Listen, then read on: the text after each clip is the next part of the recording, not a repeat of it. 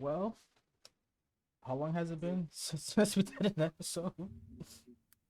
Matter of fact, Man, Google could yeah. actually help me because, god dang, it's been a while, hasn't it? It's been like way too fucking long because, oh, there you go. Last episode says it was 4 months ago, so that's how long it's been, I think. Sheesh, dang, In a long time. it has been a long time. Holy shit.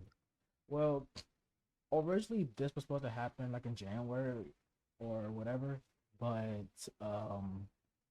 life happens. And another reason why is because I was at school for like 3 months just to be certified in like animal care, which I'm fucking happy. I finally done a program. My experience was You, okay. A lot of mhm. autistic, a lot of fucking I seen a lot of things from the blind to the deaf to various degrees of autism, which is actually really, which is actually pretty like interesting because You talking about the animals or the people you went to school with? the people. Okay, I was so fucking confused. Look, I was like, the I school was I like, was at. how the fuck can you tell that an animal's autistic? Okay, the school. Bro, Okay, I'm not. the school I You was know what? at was specifically for people with the school was made for specifically for the people with disabilities. Mine's is my Okay. mine's is my severe depression and all that shit.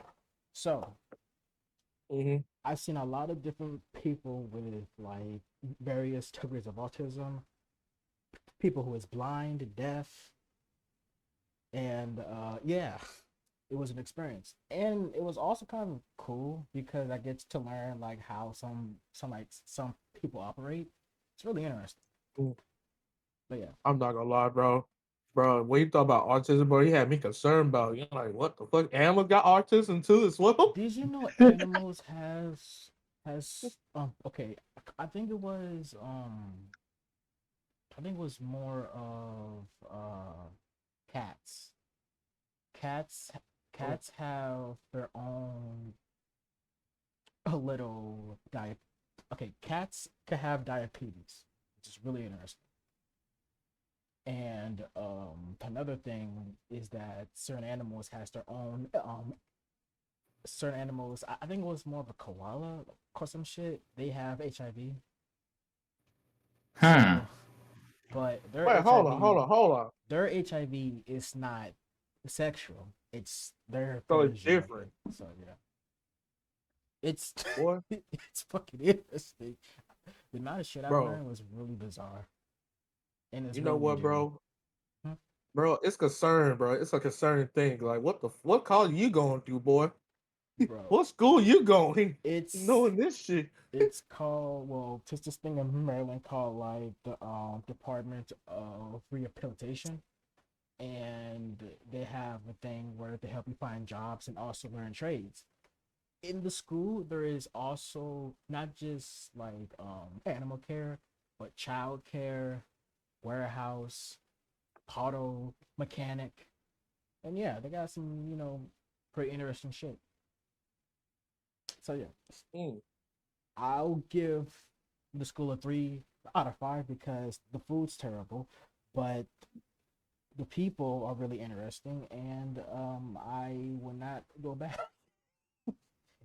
So is the 3 out of 5 average or above average on your It, scale? me, it's average, but the reason why Okay. it's a close 4 because some of the people I met, I still, I still keep in contact with because they're really fucking cool, and I love them. So and one or two staff was really fucking cool. Like he was really chill. Then Mm. like it's funny because me and the staff we'd be playing Cards Against Humanity, and Oh my god. me, some of the students, and like some of the staff is complete degenerates, which is amazing. So yeah. But anyways, enough about my experience. I'm fucking school, then living in the dorms with a lot of fucking types of people. How y'all been? Still alive. Unfortunately. Yeah. Yeah, I'm right there with you. Man, shut up, Unc. Oh yeah, I don't want to hear I keep forgetting Zach is like fucking a dinosaur. it. Yeah, man, How it's many years fucked ago? up. Oh, yeah. 30. The big 3-0. He is 3 decades, bro. That's 10. too much, buddy. He's 10 years away from being a 40-year-old. That's crazy. I'm only like, I mean, I turned 24 and back at March for some reason. So And I'm 23. shit.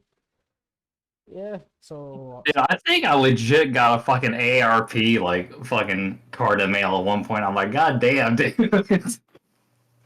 Or like a triple, like whichever one's like for old people. I don't know if it's AARP or if it's AAA. I think that's Triple H towing. So yeah, that's that's AARP. amazing. That's Mm-mm-mm. legit amazing. Mm.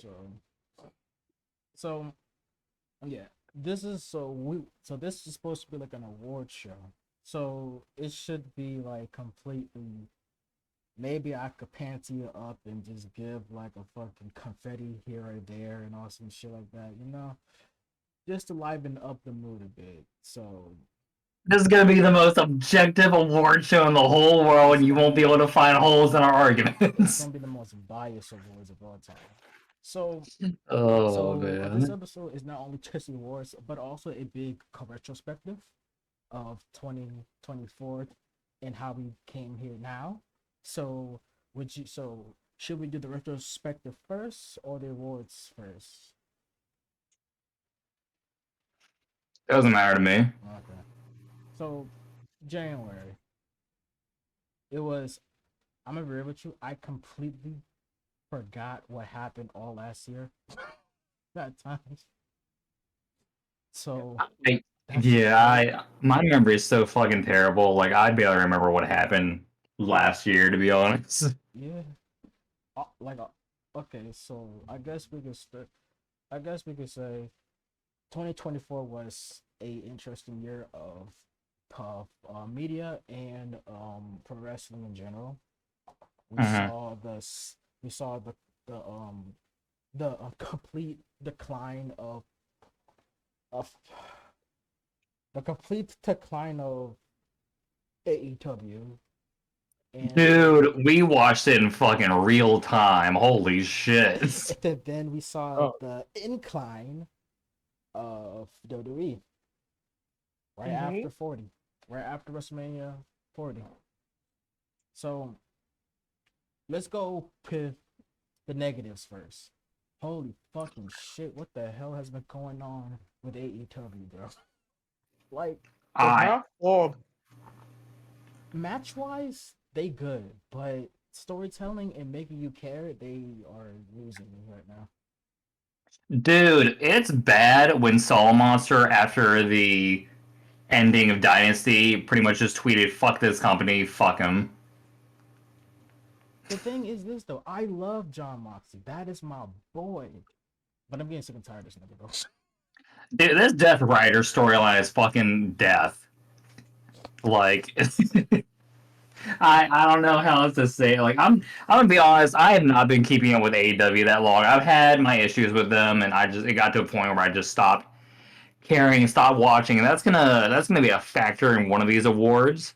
Yeah. But it's just something where like I pretty much will hear about stuff on Twitter or like I'll be morbidly curious and every time I hear about something it just makes me more and more glad that I decided not to watch that company anymore. Which is fair. Mhm. Which is really fair. Dude, I understand. could you imagine being a fucking day one loyalist and having to fucking defend this shit? boy, I wouldn't do boy, that. boy. At what point can you even defend this company, bro? There is Dude, no point at this point. I watched a promo that Kenny Omega gave, and he seemed so fucking checked out during it. Like he was kind of pro about like you know a dog shit or whatever, and having like a chair in like the hotel with the Young Bucks. Or whatever. I'm like, what the fuck are we doing? I don't know what she yapping about, but okay. Like, I think, bro, at this point just had enough, bro. like there are very few bright spots, and those bright spots are pretty much all that's like keeping AEW together. I think. I think the thing about AEW, right, that I would say is that they know how to put on a, they know how, they know how to do a match because match quality, they know what they're doing, but trying to make you care and actually like be like, I want to watch and keep going is beyond my comprehension. It's like, I think what the sorry, I don't mean to cut you off. I think what the problem is the matches are good, but the stories are either not interesting enough or they're just not existing to really get you to care about the matches that you're seeing. yeah, that's one of my biggest things though. They know how to do a match, but they don't know how to keep an audience. Yeah, I mean, dude, there's hundreds and hundreds and hundreds of pictures of like empty arenas It's and shit like sad. that, and it's something where like you like it's astounding to watch a decline of like the second biggest wrestling company in the And I world hate seeing at it. such an exponential like pace like The this. thing is, Like there's oh my bad, go ahead. sorry, I was just gonna say it's like there's a clear point where shit went downhill, and I feel like I feel like we all kind of know when that was, but it's astounding to see how like big of so I'm trying to get my thoughts straight here. The AEW when they first started up was such an exciting product. They were doing things so differently than what Vince McMahon was doing at the time. Mm-hmm. And I feel like once Vince got the boot, like it's easy to book laps around a senile Vince, but when you have Triple H in the booking, it's harder to counterbook that. And I feel like AEW just kind of I don't know, didn't they kind of had an identity crisis for a while, and I feel like they still don't really know what they want to do because this is the second like takeover angle that they've done in a row so far. Like they started with the whole elite thing, and now they're doing the Death Riders, and it's like, what are we like? There's no payoff at this What point. are we doing? Yeah, it's like Man, what are we? well, Okay, man, I ain't so gonna lie, man. Oh shit. no man, go Oh, go. um, I would say like back like early, like the early AEW, bro. That shit was actually peak, bro. I ain't gonna lie. Those Dude, a lot of good matches. COVID I era was AEW went fucking crazy, man. like the Young Buck versus the Lucha Bros in the ladder match. Oh my god!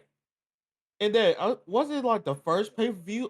Was it All In? I Was it? think so. No, the very first pay per view was Double or Nothing. The All In Double. show was the that was more of like a joint show with Ring of Honor. Bro. Was that the one where it was Cody versus Nick Aldis? Dustin? No, the Oh, one. Okay, the one with Cody and Tustin was Double or Nothing. okay. Okay. Yeah. Yeah, because And that was really fucking good. Like I watched that. right. I think that was the first pay per view theirs I paid for, and I was like, wow, this shit fucking rules. Yeah. Oh yeah, I guess that's the one my uncle paid for it. I see that shit. I'm like, what the fuck? Nigga, I didn't pay I'm for like, that oh, fucking pay per view, bro. okay. I'm look, man. I'm broker getting broke at that time. I can't pay Don't for worry, I shit. was broke too, bro. I was like a Right. high schooler, bro. I was, And I was. how do I explain to my mom or grandma saying that, hey, can you buy me this one show that I'm probably gonna watch one Bro, time? I'm not gonna lie, bro. I was kind of, bro. I was actually scared to ask my family to buy me that. The only thing they'll probably buy me is a fucking game, which is great. But Yeah, broke ass high schooler, bro.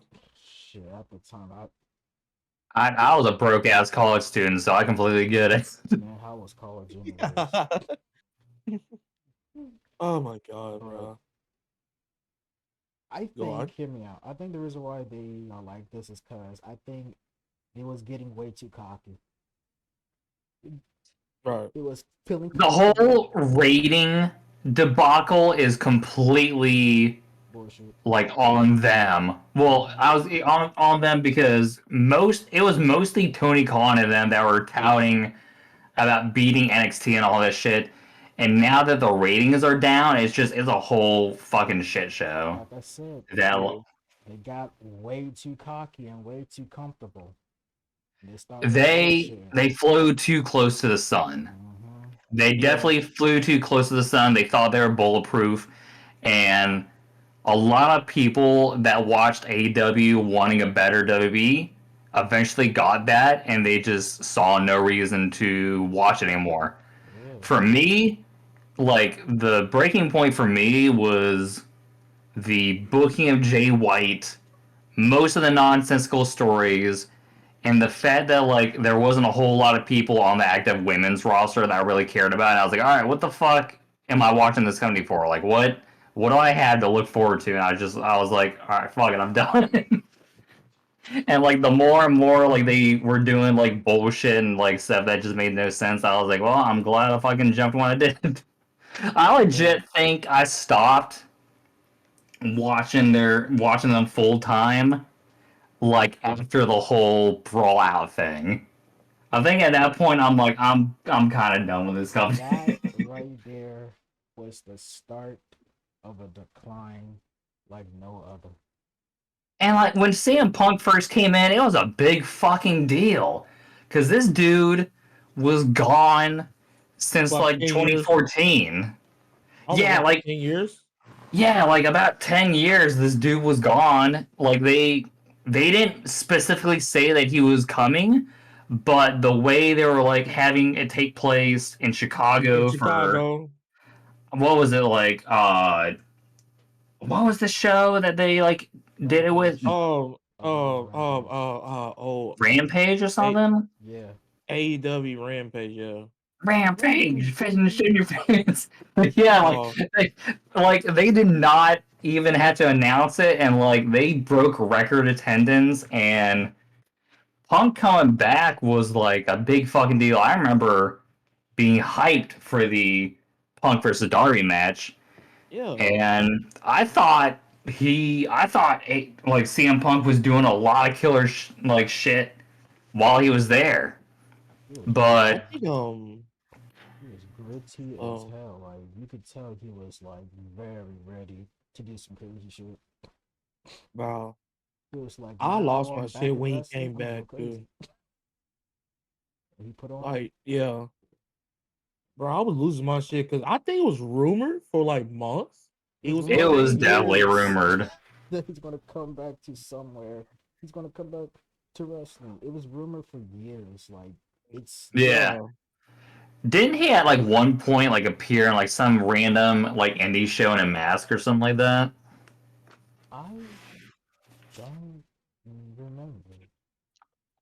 I thought that happened at like some point. So like it was definitely the seeds were definitely being planted for like CM Punk to like come back to wrestling because he like his UFC career wasn't really shaken out. That shit was over. He was doing a lot of like comic book stuff and he was like filming movies and stuff, but like he it definitely seemed like he wanted to get back into wrestling at some point.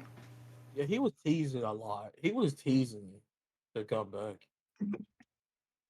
And it's just it's so funny that one promo just completely fucking changed the dynamic of the entire company. Was it the Oh my one where he You said he was want to like, talk about workers' rights?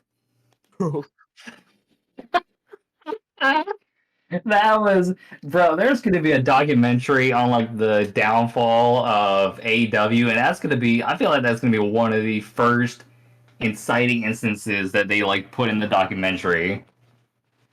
Because after that, there was a complete fucking shift in like the vibes of AEW at that point. Well, Hey, you had all these reports of CM Punk not getting along with people, dude. So I think even before CM Punk came in, you had like a lot of backstage bullshit going on where like I yeah. don't know, it was really fucking weird, but like the whole thing, the brawl out definitely pushed it over the edge. And It's then like, the nail in the coffin, I think, was the London shit with Jungle Boy of oh all, my, of all oh my, people. "Oh Jack people, Perry. Nah, man, Like that jungle man. I definitely feel like this is just me speculating, but I definitely feel like that was pretty much the final straw for a lot of people where they just jumped ship. yep." Because like I think CM Punk coming back brought a lot of people They brought a lot of people into back, and when he AEW. left, it brought a lot of people out. Yeah, because they're like, fuck this, I want to watch CM Punk. I'm not gonna watch AEW if he's not there. Oh, swear to God, For my life, you know. that's all my dead and homies. Oh and baby, then, and then meanwhile he had me just fucking sitting there, and then Billy Gunn fucking beat Jay White in DQ, and I'm like, all right, fuck this. So yeah, that's oh Bro, it was already bad enough that like a one-legged MJF was fucking like beating Jay White in a main event pay-per-view match. Then you had that bullshit. I'm like, all right, I'm done, bro. I'm fucking done. bro. so I'm gonna just say this. What's up? I'm so like I I want I want this company to do I want this company to learn from their mistakes, and they probably I'll give them a bit of an doubt. They probably won't or will, but they should know this. I think I don't know, man. they I can't give them the benefit of the doubt at this point. I want Hey, to buddy. stay positive because That's fair. Positive. I can't be. There's a lot of negative shit from everybody wishing this company dead and all this type of stuff. It's like I don't want to be feeding to negativity, especially since I'm in a good fucking mood. I'm kind of I'm in the middle of the road where like I definitely feel like there is a need for another major company to be a competitor for WWE, but I also feel like if you keep doing bullshit Like this, and pissing fans off like this, and doing all this dumb shit that you kind of get what you deserve at like some this. point. My thing Like is, man, yeah, I just like, and much Like, talent they got over there too, man. It's so much dude, talent they the talent they have there is fucking crazy. So it's like it makes no fucking sense to me that they just can't get they got a a universe mode type consistently high roster. audience to like come and watch these shows or like tune in. It makes no this They got a like well, universe mode if like you have if roster. you have great talent but shitty booking, like you're not gonna the company's not gonna last. But I got one because this question that kind of will fuck everybody up. Probably. like, bro, Why like, do more people go there?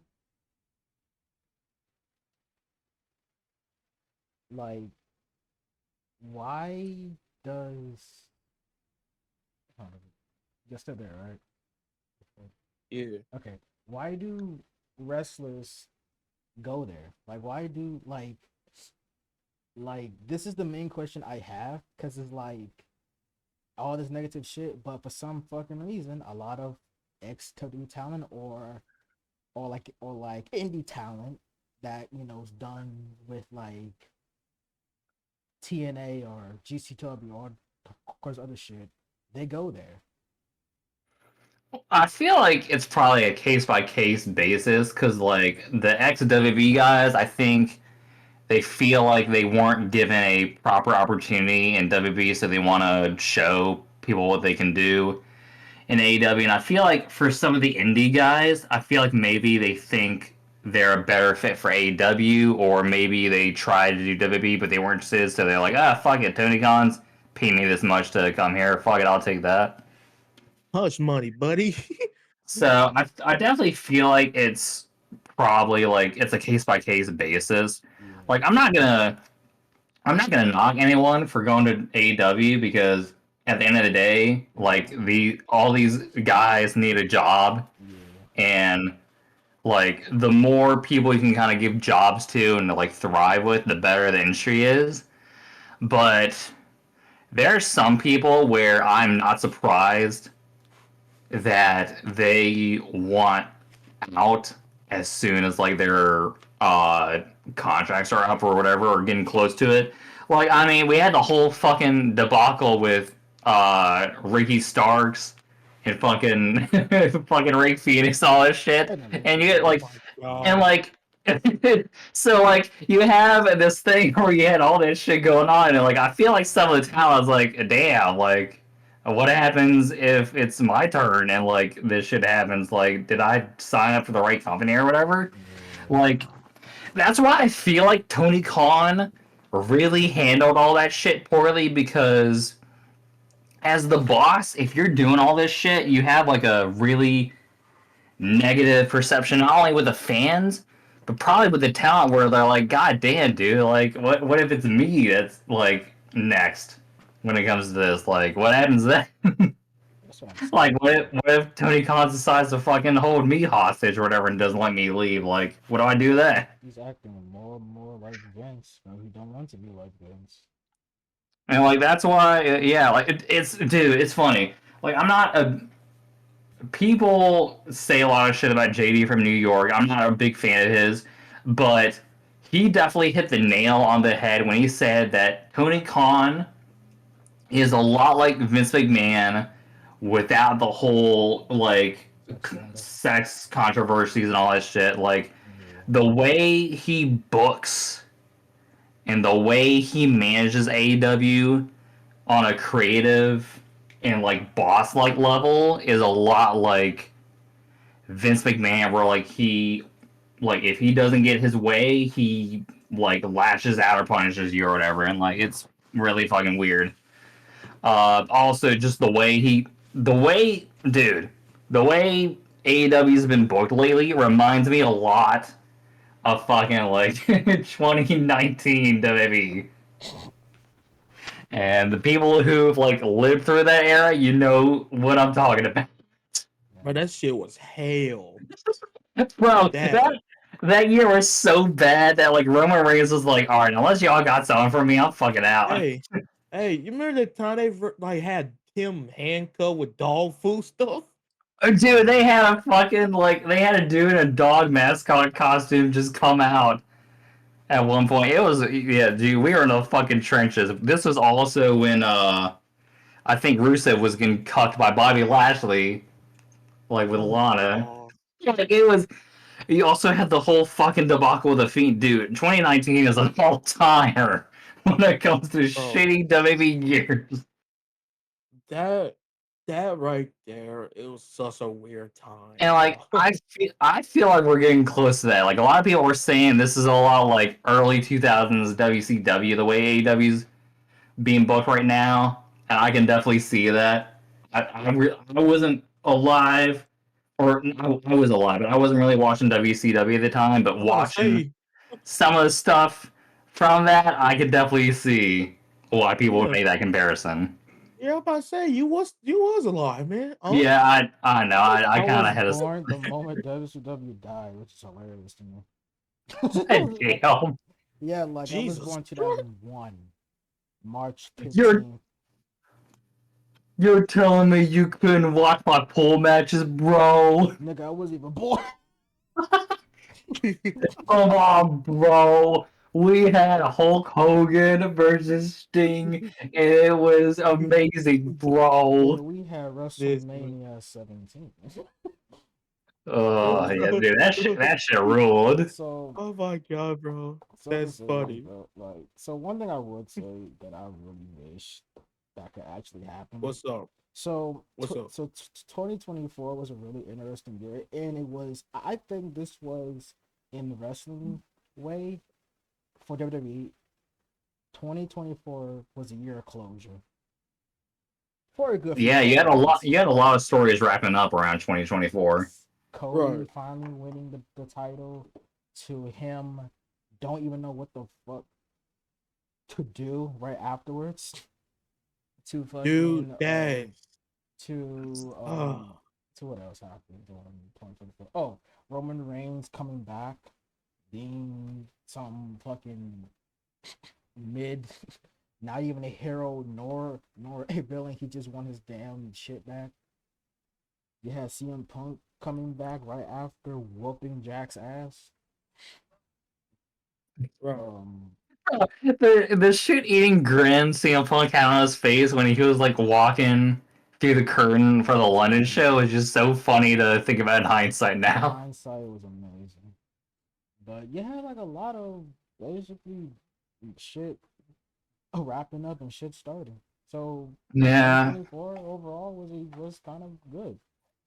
I just it wish, was definitely an interesting year for sure. yeah, it was an interesting year. Like, this was a year to ask. I don't want to say this was an amazing year to look back, but if you want to go with WWE side, it was an amazing year to look back. Yeah, I mean, 2024 was the year I started like driving by myself and stuff. So like it was definitely a pivotal year. I think. Uh I moved around like a bunch of different locations at my job. So it was definitely an interesting year for sure. I think. You know what? Mhm. Go How ahead. many jobs you bounce around? How many? How Well, many no, like days? I was transferring to like different stores because of my job. Oh, okay, okay. Yeah, I forgot. What? Horizon or T-Mobile? Yeah, T-Mobile, unfortunately. Jesus, I'm, boy, I I'm feel bad for you.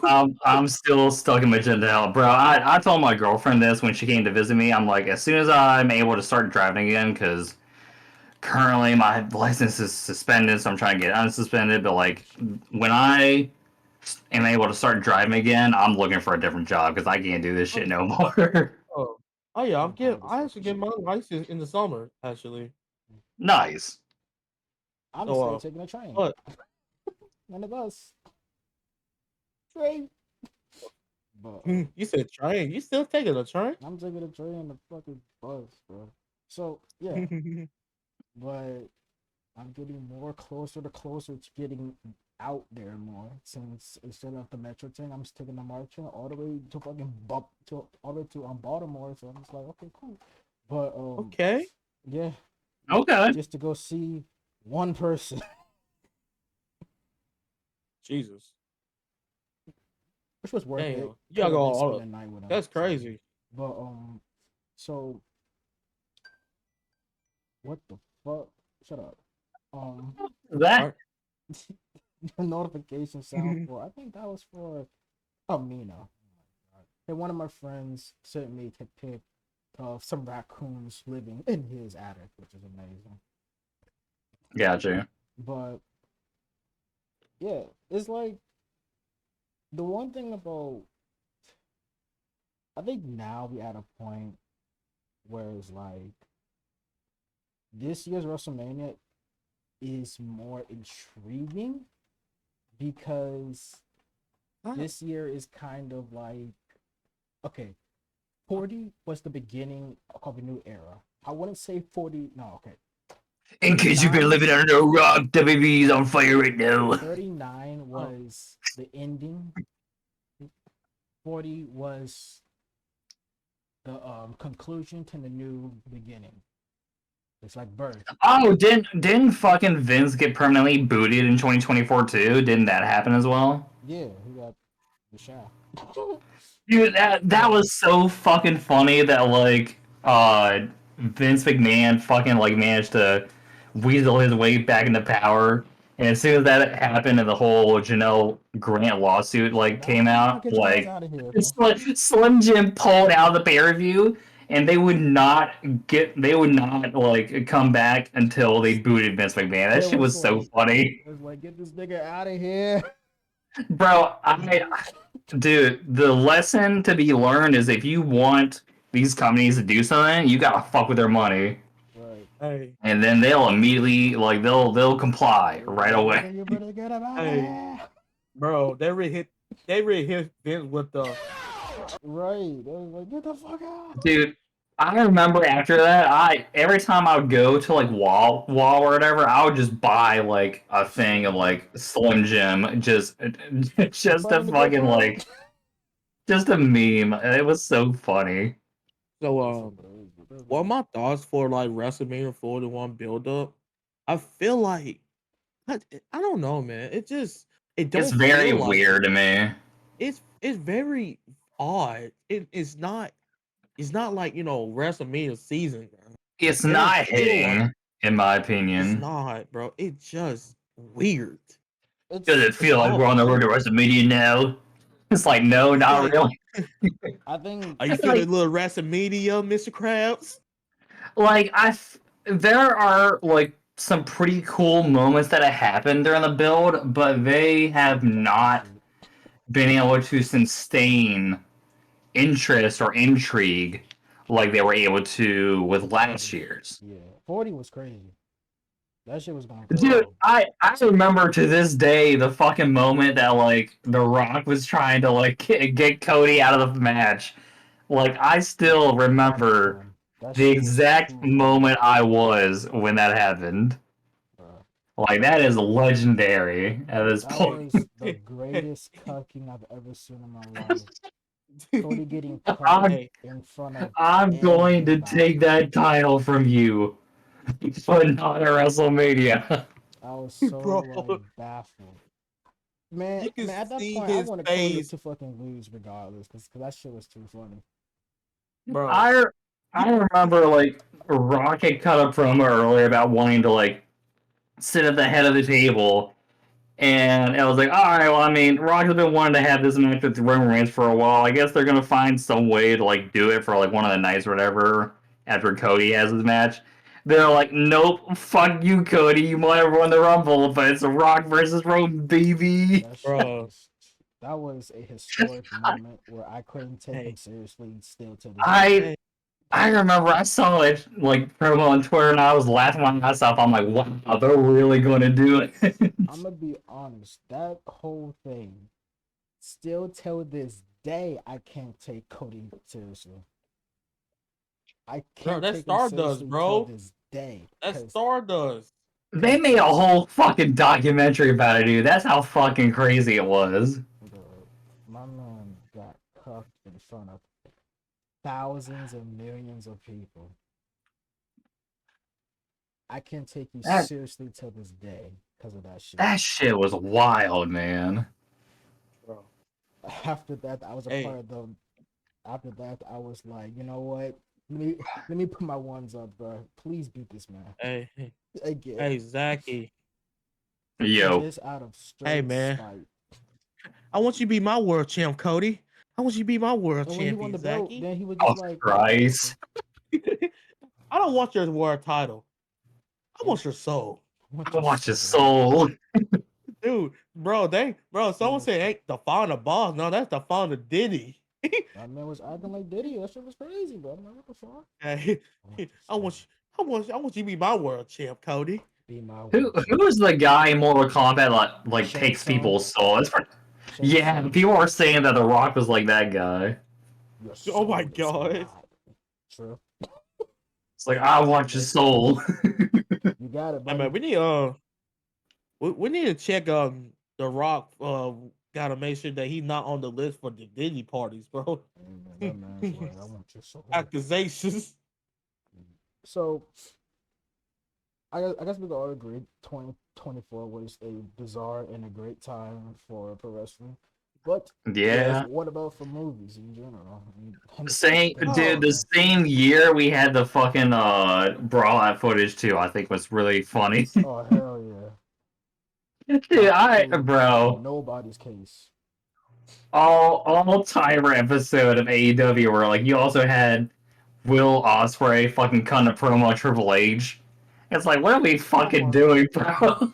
can use this. You that was not a good look, man. You think I'm afraid of the grind? Well, you're grinding on the boss's daughter. It's like, what are we doing, bro? Bro. What blood yapping about? It's You blood know, you yapping. want to hear something real funny about that? What? Years ago, back when Osprey was actually breaking in, right? I want you to Hmm. guess who helped gave Osprey a contract for not for WWE, but for like I think Evolve. Oh, Evolve. Yeah, was it Paul? it was Paul Heyman. Oh It was Paul Yeah, Heyman cause he who was talking helped about yeah. start on a them. on an episode. It was No, like a no, this was years ago. Back when yeah, Osprey was still flippy and fucking risk. skinny Was ass this Osprey. Yes, was this around the time period he was having his feud with Jimmy Havoc or no? I don't remember, but I remember 'Cause- Paul Heyman calling him up to the stage and gave him some sort of contract. Bro, Gotcha. that was when he was like getting he was starting like he was like the talk like fucking the talk of the fucking streets, right? Mm-hmm. This was like before he like decided to bulk up, right? For This to like was be Yeah. in the heavyweight division. years before he started poking up. Like, Bro, Yeah, so cause this is he yes, this is probably around the time he like had that Ricochet match then, right? yes. Okay, yeah, I got you. Yeah, dude, I remember like that match like Broke my caused heart. all sorts of fucking old heads to like This, complain about the wrestling business.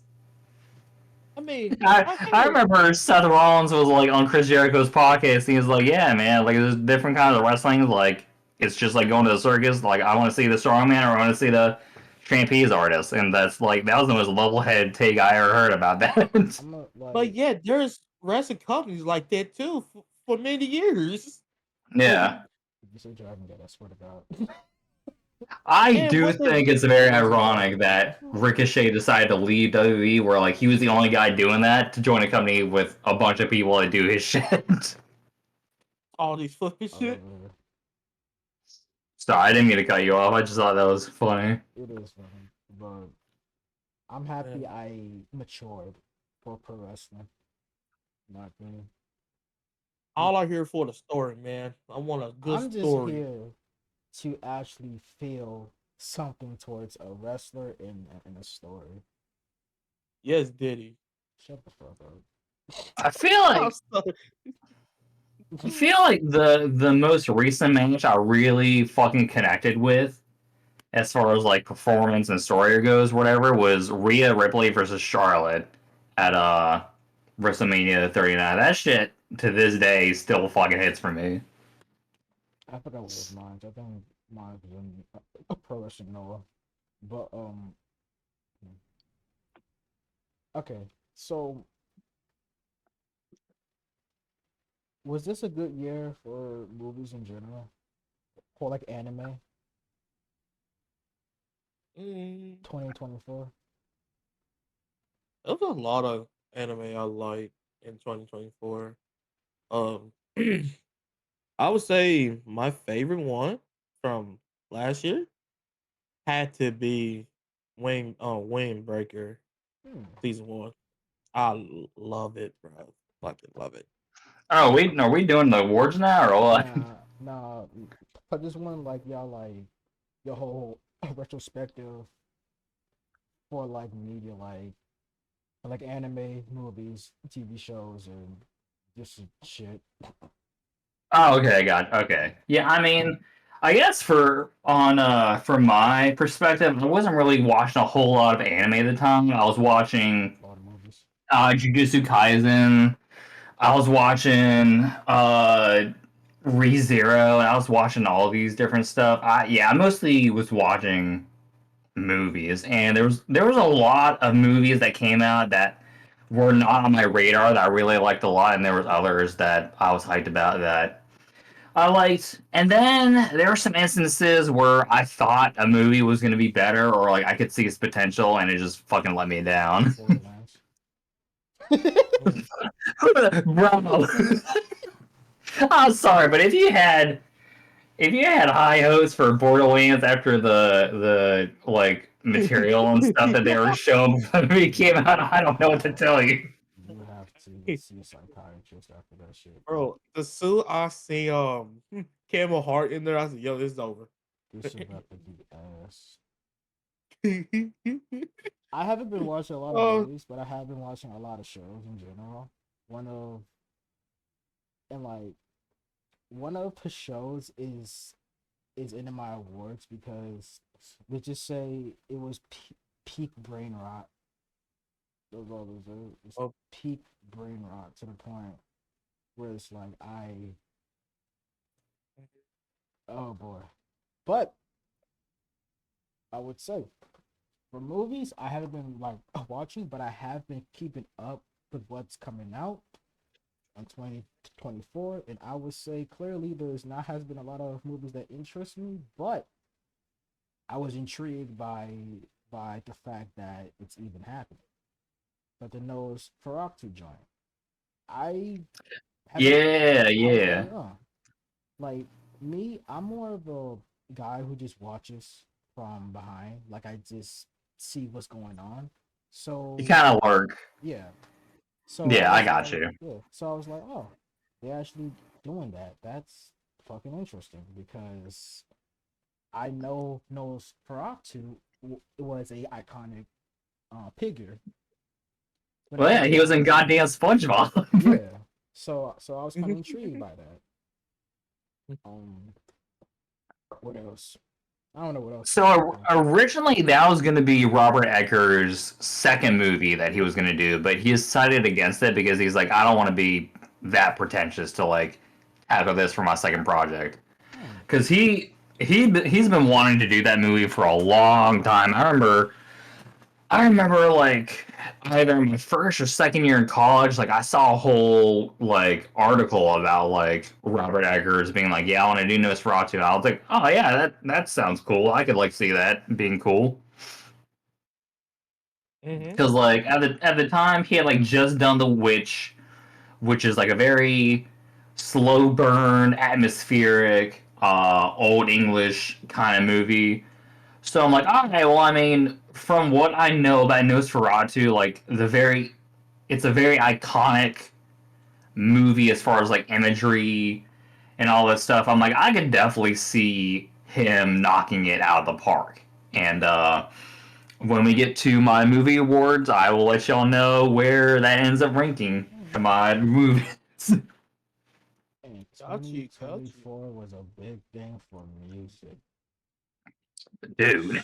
Oh, Jesus oh fucking Lord, Christ. please, no, no, no, no, no, We no, know why. dude, I'm not, bro, Was fucking popping. dude, dude, I please, Calling please, somebody a pedophile. dude, please, don't go in that direction. Bro, they had that for the Jesus. Super Bowl, dog. That was nuts.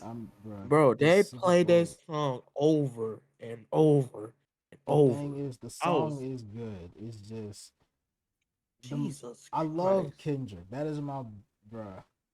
Pimp a Butterfly, Good Kid, Mad City, and the bro. one album that broke me and nearly made me cry so hard inside of a museum.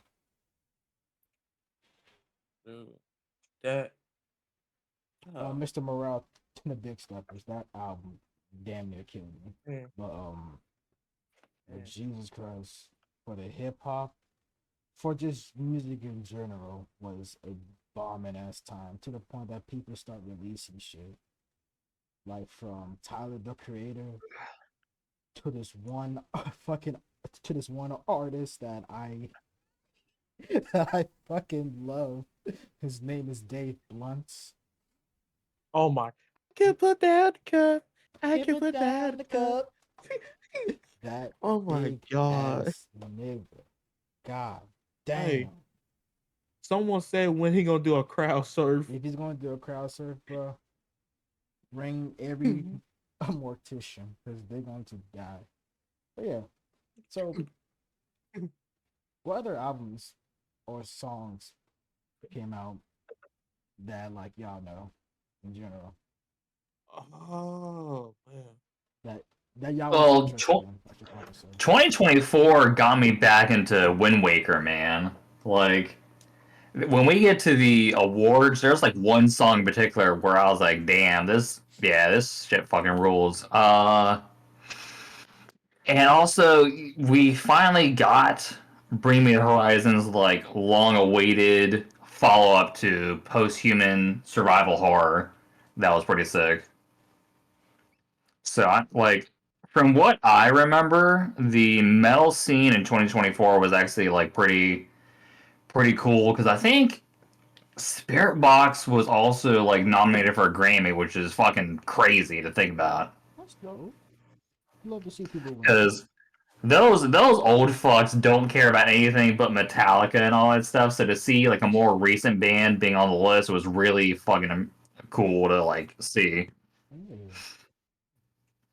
Well, I think it is time to do some Uh, awards. If y'all ready, if y'all got y'all shit.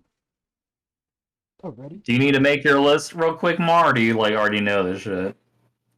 man, what the? If you need to do your list, Ah, I could like change. Well, not change, but I could just yap or some shit for a while. Oh, wait, hold on. I mean, So I can just copy and paste the little thing yeah, and just yeah. yeah. Hold on. I I ain't gonna just lie. So while that's going on, I could give you guys some fucking short little news, mostly because of like um some shit going on my side. Um, this is I should have done a different shit on this, but I might as well get this out there. So this is gonna be on the the whole typical channel, color TV, and some people probably gonna be like, oh shoot, oh man, it's a new episode of the podcast because the last video on color TV was 3 months ago, which was Frontline's Wrestlemania show, everything called nothing.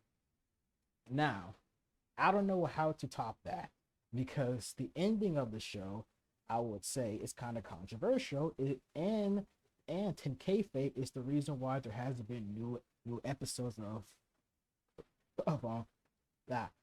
The ending of the show was the reason why there hasn't been new episodes of Frontline because Tasmania once again nearly killed someone.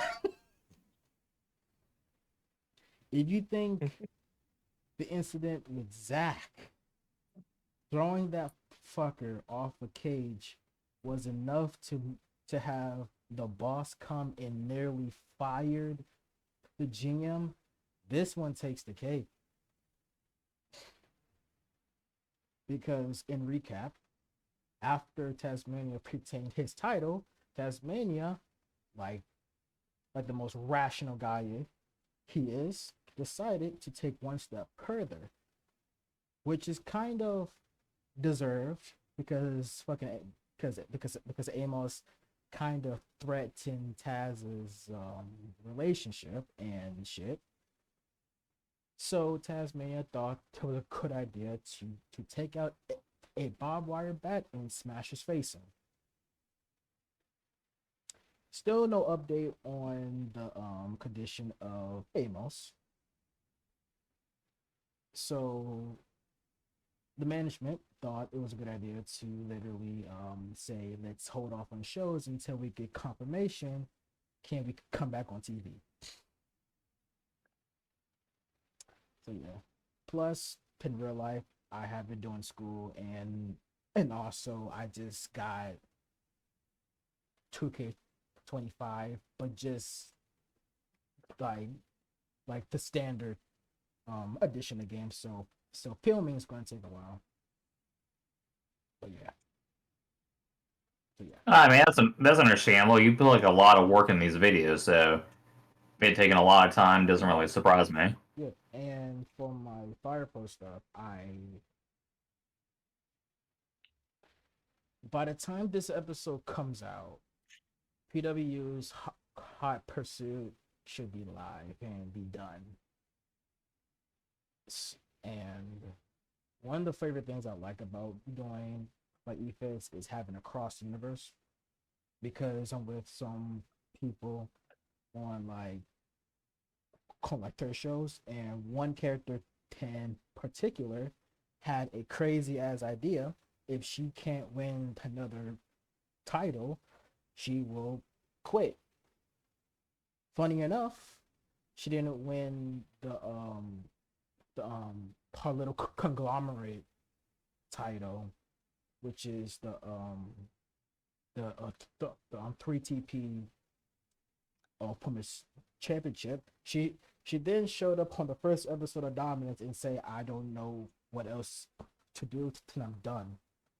So she left for a few months and then she returned at Hot Pursuit and gave the women's champion a good old fashioned spear twice from every angle, from the front and from the back. Lovely, isn't it? Mhm. I think some of my wrestlers are literally crashing out because I don't know what the fuck's going on. Tasmania nearly killed someone. Mother over here is fucking destroying her own kind, and then Nella over here blowing people back out. What is going on? Mhm. What the fuck is going on with my people, bro? We had our former world champion Brandon Sharp, after he lost the title and lost the fucking Grizzly tournament, he said, "I'm done," and I literally walked out the company. What the fuck is going on, bro? This is getting out of pocket, bro. So that's that's the news of what's going on with the little world. It's a lot going on. It's a lot of bullshit because my people are apparently crashing out and everybody's losing their fucking mind. Yeah. So y'all ready for the awards? Or Oh you, yeah. I still do. I got a few more. I got three you more. got three So, more? but I still would go down the line. So I don't All want right. you. So it's everybody's time. It's the awards. I might I might throw in a little ad, but yeah, I don't know. But yeah, welcome everybody to It's the. time. It's time. It's Vader It's time. time for the awards, To be folks. So, to be fair, mm-hmm. um, I don't know a lot of women in 2024. I have not watched women matches 2024. Sadly, I only did a lot of men's. So I mean, That's it fair. doesn't. Yeah, it doesn't matter for those. So, the first award we should go through is Zach's Popcorn Movie of 2024, also known as the Zach's Top 5 Date Night or whatever. I don't know what to call it. So Zach's, yeah, this yeah. this is pretty much just giving me my top five best and worst movies. Yes. I don't want to drag this segment out too much, so I guess if any of them require any explanations of why, I'll give it. If not, I'll just kind of breeze along through it. Yeah, like Uh, this award is basically a tribute to your old school popcorn little thing you used to do. oh yeah, the Yeah, whole my popcorn blog. Yeah, I remember that. This shit yeah. was. Yeah, I got burnt out for a while after that. Consider this a tribute because I thought, let's, let's kind of, give him a little thing, Yeah. Yeah, get me something for once, I guess. Yeah, but Yeah, yeah. so all right. So should I start with best or worst? Let's go with the worst because I think that's more fun. Like Oh, yeah, okay, that's gotcha. more. All right. Well, all right. So I'm gonna go from 5 to 1. I feel like that makes more sense, gives it a little more suspense. I was gonna like so originally I had 10 when I made this list, and I was gonna do my annual kind of like uh Your little Twitch stream. stream, but man, I could not find a time, and it just got to a point where I'm like, all right, man, it's not gonna happen this year. Shouts out to self plug.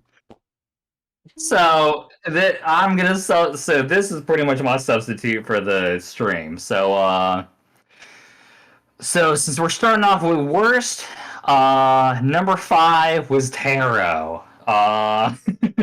This movie is pretty much every cliche teenager PG-13 horror movie type movie I've seen in my fucking life. That's by the tarot cards, right?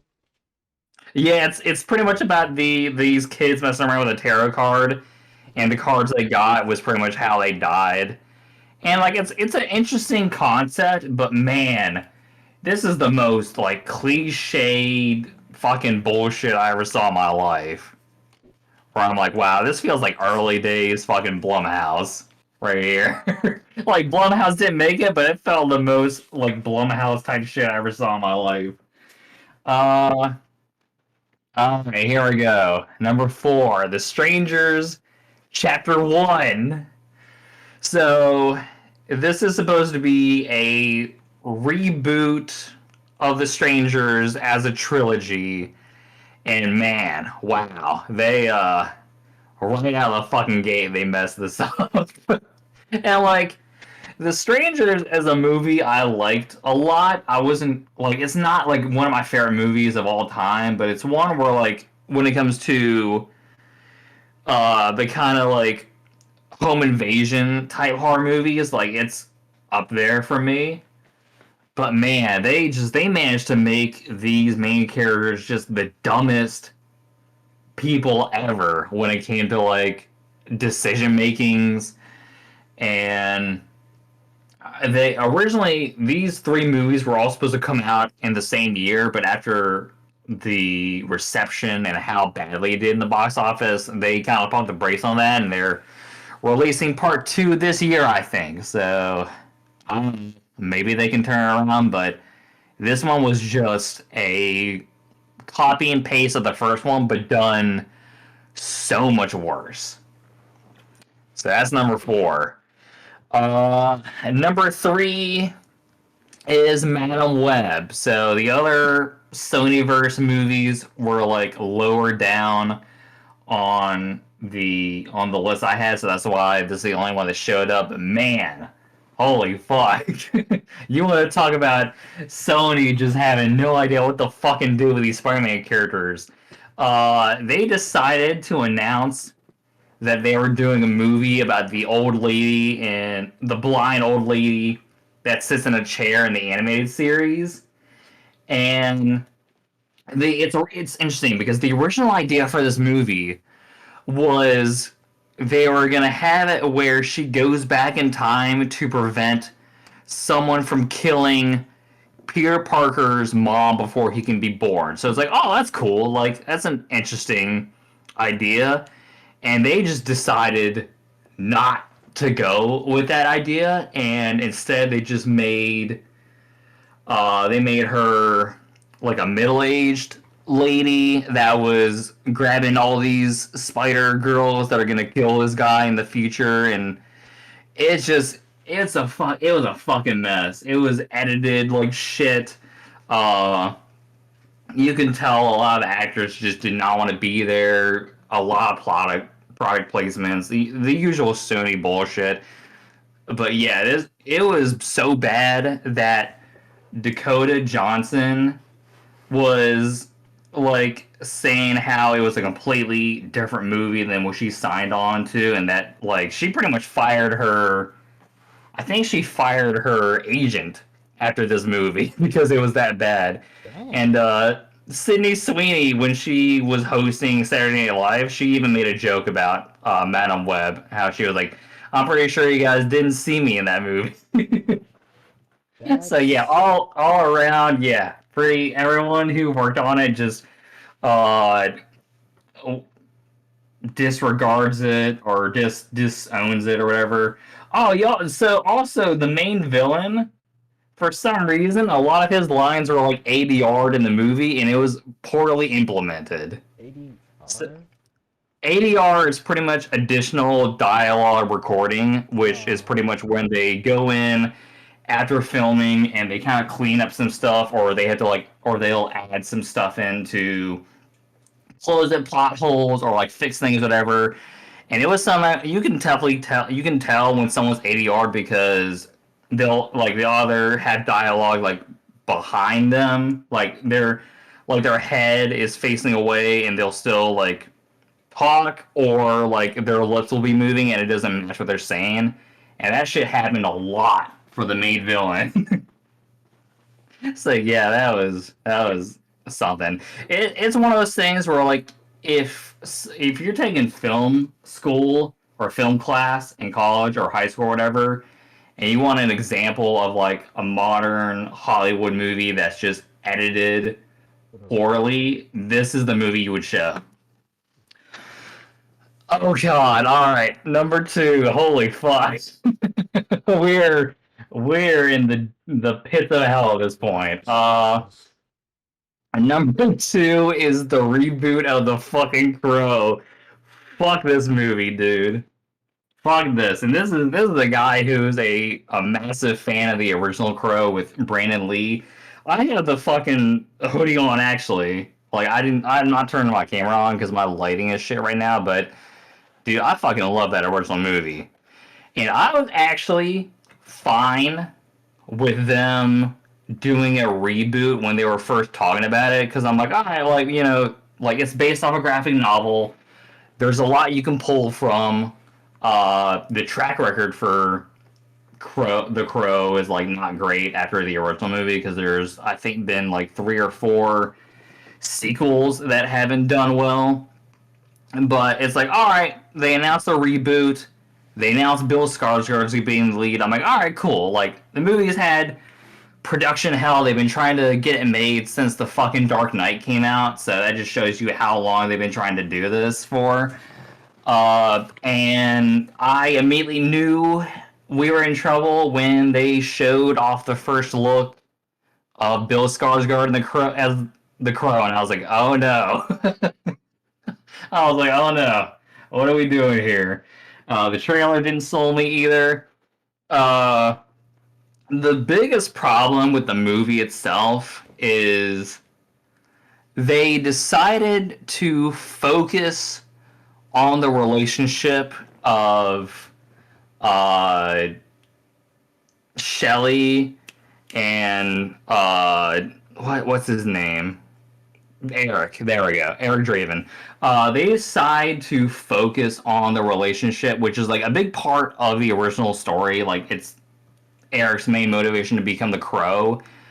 But the problem is they decided to make Eric and Shelley so uninteresting, so unlikable, and so unbelievable as a couple. Because I don't know if you guys or the audience knows much about the original story of The Crow, but like the whole point is Eric and Shelley get killed in a random sense of senseless violence to the point where their love is so strong that it brings Eric back from the grave to avenge Uh, their deaths. And if you can't get that relationship right for this movie, then it's an automatic failure, and that's what happened in my opinion. Like, I did not buy Eric and Shelley as a couple in this movie. I thought most of the like you spend 75% of this movie building up the relationship, getting Eric to learn about his powers and how shit works. So all the cool Crow shit doesn't really happen until like the movie's almost over, and at that point, you just don't care.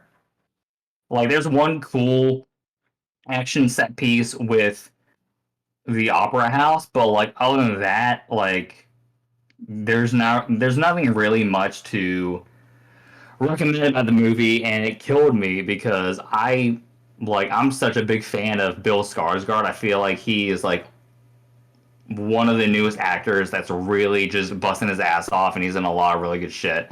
But yeah, it didn't work. Uh, Bill Skarsgård even said before the movie came out that he was not a fan of the way the movie ended. And after seeing the movie, I can kind of agree with that because they kind of set it up for a sequel, but also not really. So it's like, all right, what are we doing here? So yeah, I was not a fan of The Crow at all.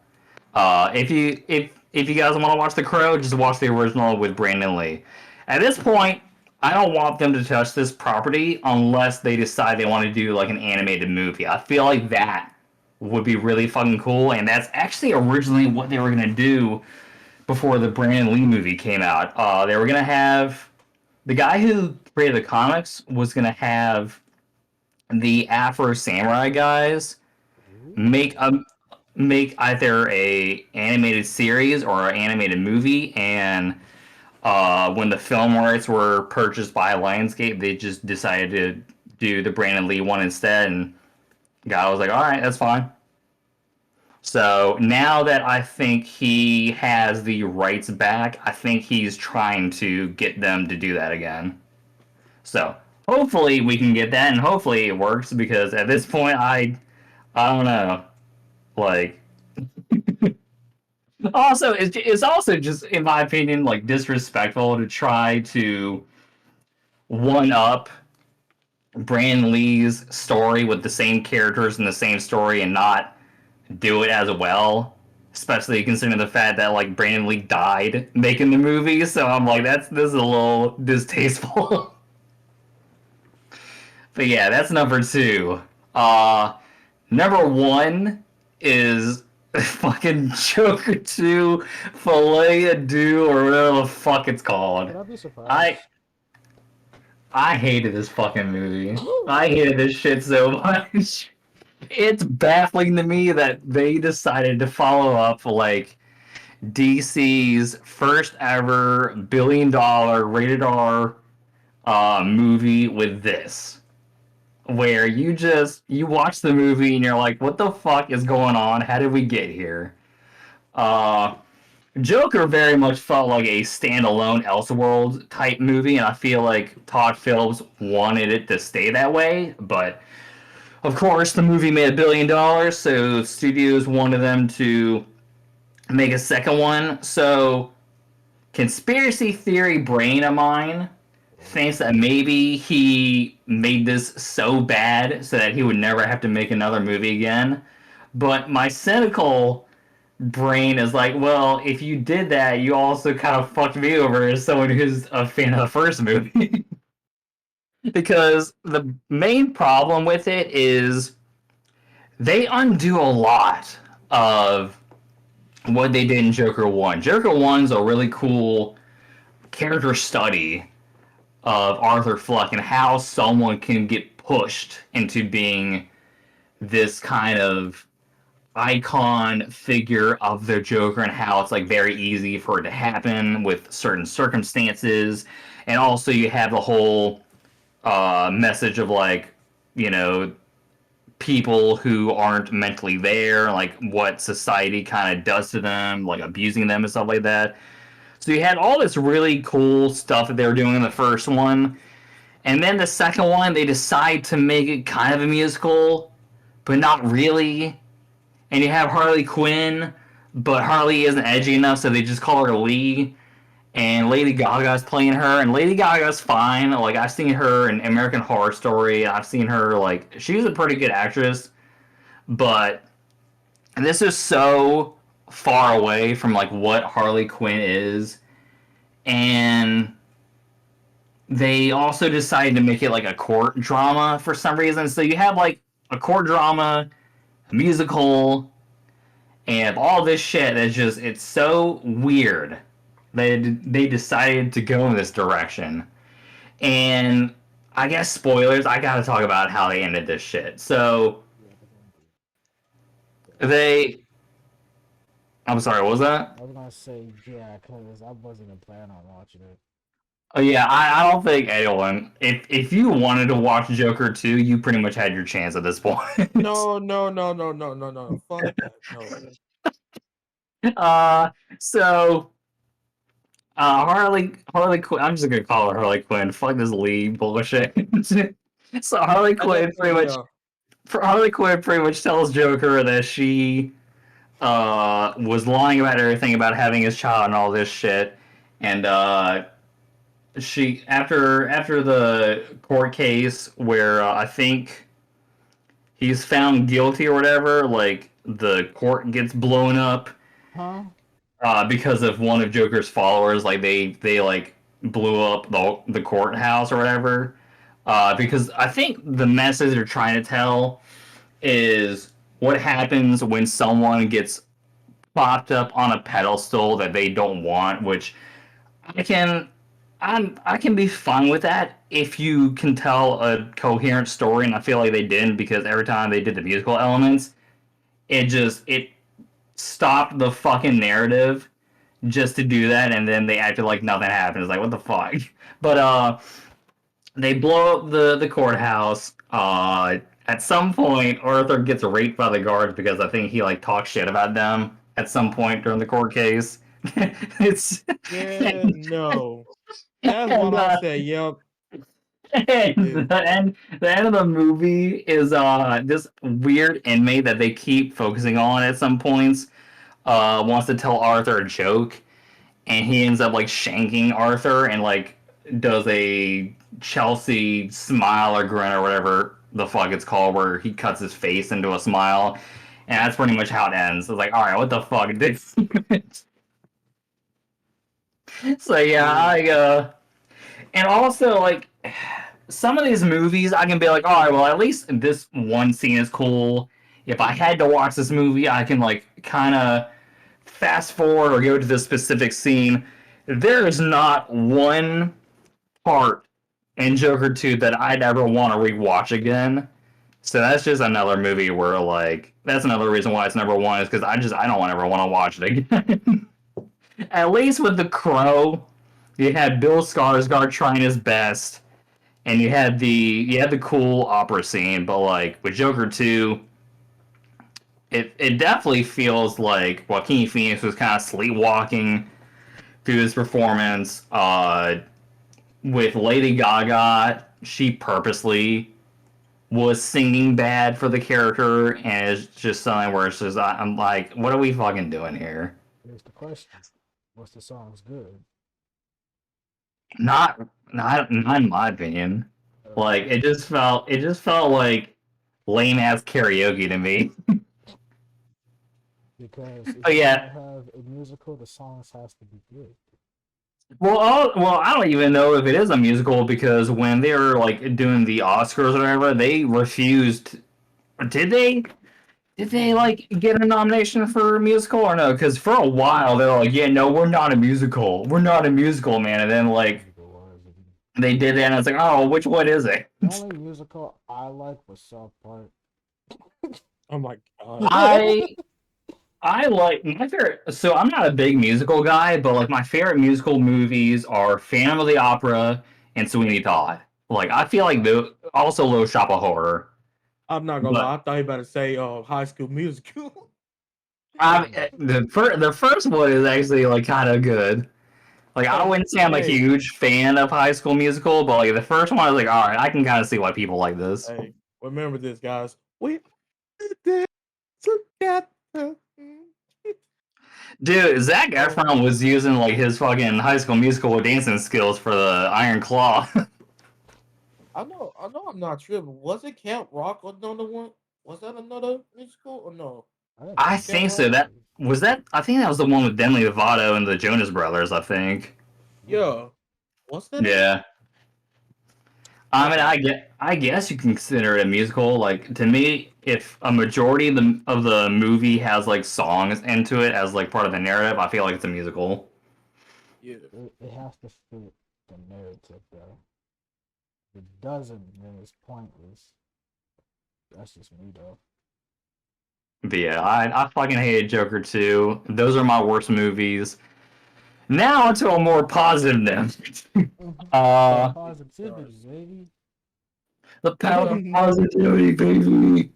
All right. So number 5 for my best films, I have Alien Romulus. With this movie, we're pretty much back on track because before this, like Alien fans were in the fucking pits of hell with like Trash. all the shitty Alien films we had, especially when Ridley Scott decided he wanted to go back and tell the story of the engineers and all that shit and just fuck that whole thing up. Like when they announced Fede Alvarez was doing this movie, I'm like, all right, this is the guy that did Evil Dead. Like I'm curious to see what he would do with it, and they went out of their way to make this feel like the first and second Alien movies. So it's like, all right, we're back on track. Cool. Like, it's not the greatest movie ever, but I feel like it's definitely like a pivot point that we need to kind of get the series back on track. And now we're getting an Alien Earth TV series that looks pretty cool. So it's like, all right, cool. Alien, we're going back up because they are able to kind of course correct the Predator movies when Prey came out, and I think now they just announced. I think there's 2 Predator movies coming out this year. There's Yeah. the animated movie, and then you have Badlands coming out as well. But yeah, Alien was a franchise where it felt like they couldn't really catch a break for a while, and Alien Romulus course corrected in a way where I feel like now we're going back on the incline for this series. Like I walked out of the theater after Alien Romulus, and I'm like, all right, that's like top 3 so far. Like it was that good. Number 4, we had The Substance. This is a really dope body horror movie that is also a critique of Hollywood and how they treat aging, specifically female Oh, stars. that movie. I didn't see it, Oh but my god. I saw Dead Meat cover it. It looks really interesting for real. That's a It's good movie. dope. It is really cool. I remember when I went to the beach with my girlfriend last year. At some point when we were kind of chilling, I watched that movie because I'd heard so much about it, and I was like, wow, I can definitely see why people were talking about this.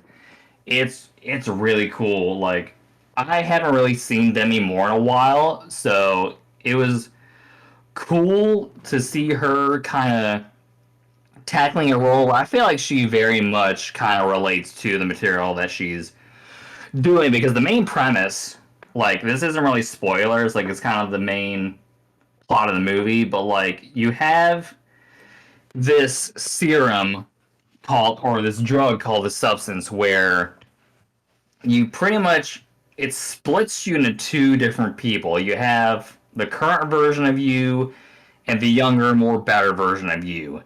And the ground rules is pretty much like, all right, like this one of you will have like 7 days and then you'll have to switch. And it's all about kind of respecting the balance. And obviously, with this type of movie, that rule gets broken very early on. So yeah, I thought that movie was good. It came out of nowhere. It had a lot of buzz. I'm like, wow, yeah, this is definitely kind of on the Cronenberg level of like body horror done well, and it also had a really cool message I liked.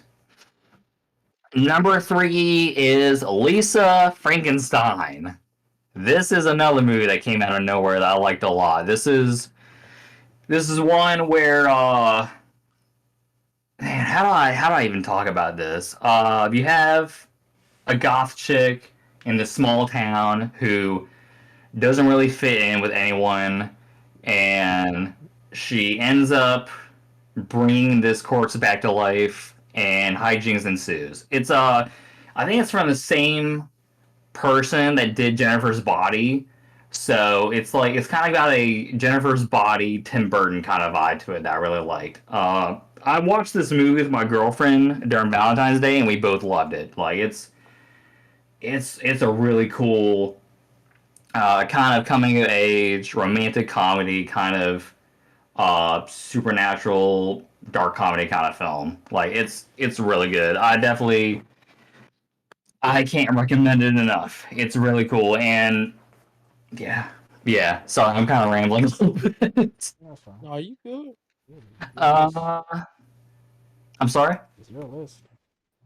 Oh yeah, true. Number two is Take your time. Nosferatu. I'm not surprised. This movie fucking kicked ass. This pretty much. I'm a huge vampire guy, and this movie Of kind of course. well, yeah, yeah, No obviously. fucking shit.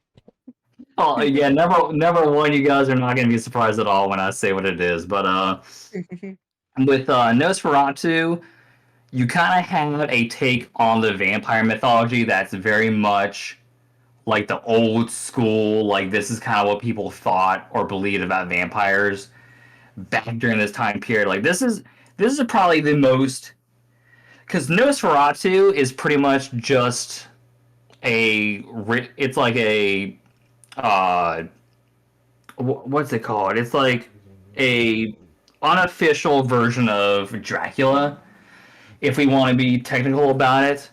Uh, so this is like the most, I would say, historically accurate take of Dracula I've ever seen. Bill Skarsgård bounced back from The Crow, played Count Orlok, and you do not recognize him at all in the movie. Like with the voice, the prosthetics that they did for him, like the makeup, all that stuff. Like every time he was on screen, I did not recognize him at all. Uh, the biggest surprise to me was actually Lily Rose Depp, who ended up playing the main female character of the story that Count Orlok's pretty much turned his obsession to. And she surprised me because before that movie, I'd only seen her in those shitty Kevin Smith movies that she was in. So I was not expecting much from her. I remember they originally were going to have Anya Taylor-Joy play this role, but I think she was doing Mad Max at the time, so she wasn't able to do it. Uh, but yeah, she surprised the hell out of me. Nicholas Holt, dude is like on a fucking roll with the movies that he's doing. He was really good in it. Uh, the cinematography's done really well. Like I can't say enough good things about this movie. Like between that and the uh, the Francis Ford Coppola version of Dracula, those are pretty much my two favorite versions of the story that has ever been done. And number one for me is Abigail. This one I had a lot of fucking fun with. Uh, this was a movie I saw in theaters after kind of learning the premise of these people kidnap the daughter of like a rich dude and decide to hold her ransom, only to learn that she is a ballerina vampire chick. So there's like it's so this movie is pretty much done by the same people that did Ready or Not. They've done the recent Scream films, and you can definitely tell it's them because they have the same kind of exploding gore effect that they did in Ready or Not. Melissa Barrera is in this, and she's really good. Uh, oh yeah, they that have a whole controversy with her and Scream last year. That was another that was another thing that was going on with the film industry. What happened? But so with Scream 7, Uh-huh. uh, they were originally going to have Melissa Barrera and Jenna Ortega in it to continue their story. And I believe at the time, Melissa Barrera made some sort of I don't know if it was Israel, Palestine, whichever one that like the media doesn't suck up. She said she made a comment about that, and they shit canned her for some reason. It was really weird. So now people are not as hype about the movie anymore because they're announcing all these things and it just seems like desperation. Oh, But no, Abigail's really cool. It's something where like if you go in blind and don't know the twist, it's cool. But also someone for me who I knew the vampire twist, and to me, kind of enhanced the story for me because in the beginning of the film, like it's interesting to kind of see her playing these people against each other, and kind of like it's really cool. It's really funny. Kevin Durand or Kevin Durant, I think is his name. He is like the funniest part of the whole movie, in my opinion, and the whole cast did a really good job. So yeah, that was my favorite movie. I like that a lot. It was the movie I had the most fun with, so it was my number one. all Man, right. I was debating between Abigail and Nosferatu after I got out of Nosferatu, and I've had more fun with Abigail, so I got to give that one the edge. All right. Well, Okay. that was your list. That was your. So basically, to name this terms, you're a vampire junkie. Pretty much, dude. I love vampire movies, man. I can talk all day about those. Wah, Twilight, wah, baby, wah. let's go. True Blood. Alright. True, God. true, If you you're want a kind good of humble. vampire show, I recommend True Blood. It's really good. Yeah, True Blood's pretty cool. I love True Blood. I Now, think that's the same show that has Anna Paquin in it, who played Rogue in the X-Men movies, I do if I'm not not know mistaken. by actors. All I know is by characters. Fair enough. Yes, you're gonna ask me about some actors. I don't fucking know. Now, That's fine, man. now that is the awards. Now it's time for the next one, which was the anime of maybe of the year. Maybe if y'all want to do of the year. Oh, yeah, yeah. Obviously, it's got to be a redo of a healer. That's the best one, right, guys? Jesus fuck. Dude, that's like what 2023. I have um I have a anime that there's two that I fucking love so fucking much.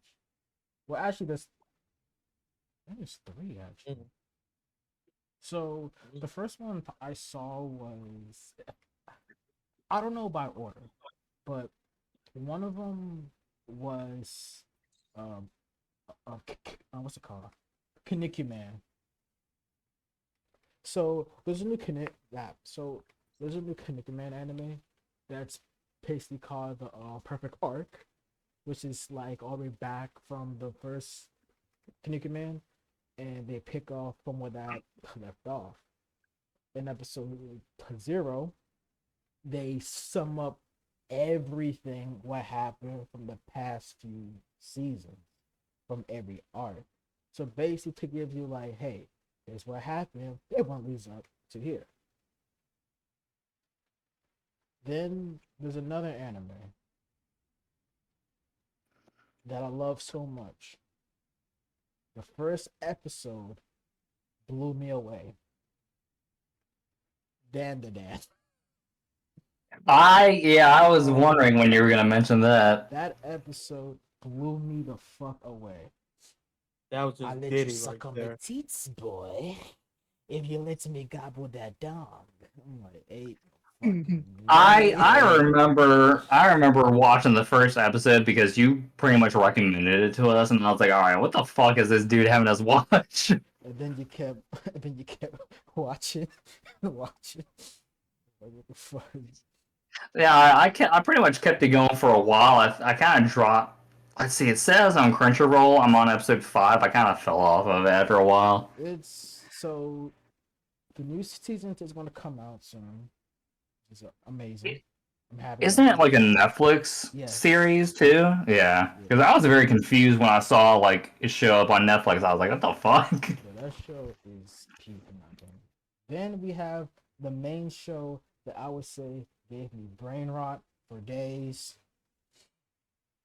Shikaniku. Shika, well, base is called My Dear Friend. That is number one, and that is my anime of the year. One reason: brain rot and fucking ridiculousness. So it's a comedy show about like a girl who has a friend who's a deer, and she's a deer girl, and she's Oh my keeping god, what dude, that's just some, the bro. bro. That You need that to watch it. show, What dude. have you I watch it, bro. I like Jesus Christ. brain rot for this? I love that show. It's so fucking funny. It's funny. I don't think. It's hilarious. Like, oh my god, I never laughed so hard over a dumbass show. Like, the first episode when she walked through that fucking door, Door and just heavy stomps. she called. It's Dude, amazing. Blew my that fucking. made it worse, bro. It did not help. I love how the show's not serious at all. So my anime pick has to be My Dear Friend because that shit had me rolling my ass off for days. Yeah. Mm, Whose turn is it now? It's Zach. I guess I. What is your anime of the year if you got one? Oh God, man, I'm gonna be honest. I did not watch a whole lot of animes So I guess MA. last year. But if I had to pick one, I would probably have to say ReZero Season 3. Mm, That one's really dope. Alright. Mar. Sorry, I don't have a whole lot to add. It's If fine. people haven't like watched ReZero, they don't know what it is. I don't really know what to tell you. Bro. Mar. well, really. There's a few that I actually love. Season 3 Race Zero. Um, Go Go Loser Rangers actually That's one actually show up I there want to too. watch. Is it good? So yes, very good. Fuck It's yeah. just like it's about like It's basically to boys, but with Power Rangers. yes, basically like yeah. Think Yes. about that. Yeah, I heard Sentai about it. type shit. That shit sound fucking insane. Like I like holy shit, like bro. I'm telling you, bro, that shit is good. Hit like crap. It's just basically like every week, bro. They have to fight like the foot soldiers and shit. They have to fight them like every fucking week, like every fucking week. And man, that shit. I think season 2 coming out on the 13th of April too. Yeah, This tomorrow. I know what I gotta do now. Ooh, oh my day. And and of course, Blue Lock season 2. And my god, uh, the animation, bro. Uh, Mm. that shit was ass. I'm not gonna lie. The animation was ass. It just they were like it was on a PowerPoint for most of that season. It's like transition, bro, in PNG shit. But if I had to pick, bro, I said, mm, uh, I say Go Go Losing Rangers as anime of the year. I say Well, shit's peak. I know this one show is not an anime, but I had to like add this in there. The newest season of Invincible, but that came out this year. Like, yeah, That Oh, shit, you said Invincible? yes, yeah. Yeah. That was pretty it's not cool. an anime, but it's to me I it mean, is. it's animation, so I Yeah, that's you can slide with that. That's yeah, fine. but like it came out this year, so it kind of like disqualifies a bit. But I just wanted to throw that in there because I'm Well, wait, so didn't burned. Yeah. didn't the last season come out last year? Because I remember I was watching. No, no. Okay, so the new season came out. I think it started. this year. Yeah, Well, yeah, no, Season but 3. I'm talking. Yeah, no, but I'm talking about the previous what Season was this? 2? What was the season with the where they started like doing the whole like multiverse stuff? this year. Oh, so the final fight of the previous season was, multi-personal, but this Yeah, like season they took it to like a. They didn't. yeah, How can I explain that? I think yeah, it wasn't season 3 last year? Hold on. Because aren't they on like season 4 or something now? They had like or no, hold on, I think I'm confusing myself. Because like what was the season like where Alan had his own episode? For Allen's episode. Uh, Because that's the one I feel like came out last year where yeah. Mark was like pretty much stuck in that one world after he thought he like killed that one dude. I Because think it was both. like the dude broke Mark's mom's arm or something like that. Like Oh my god. whichever I think Yeah. that had to have been season 2. It is season Yeah, 2. yeah, because that was the one where like what's his name? Where like Axtron The broke his arm, broke her yeah, arm. that was the one where like Omni Man was like on the Bug Planet, I Yeah. think. Yeah, I like so did that not I thought that came out last year because I like I think it did last year, but this year is a new season. right.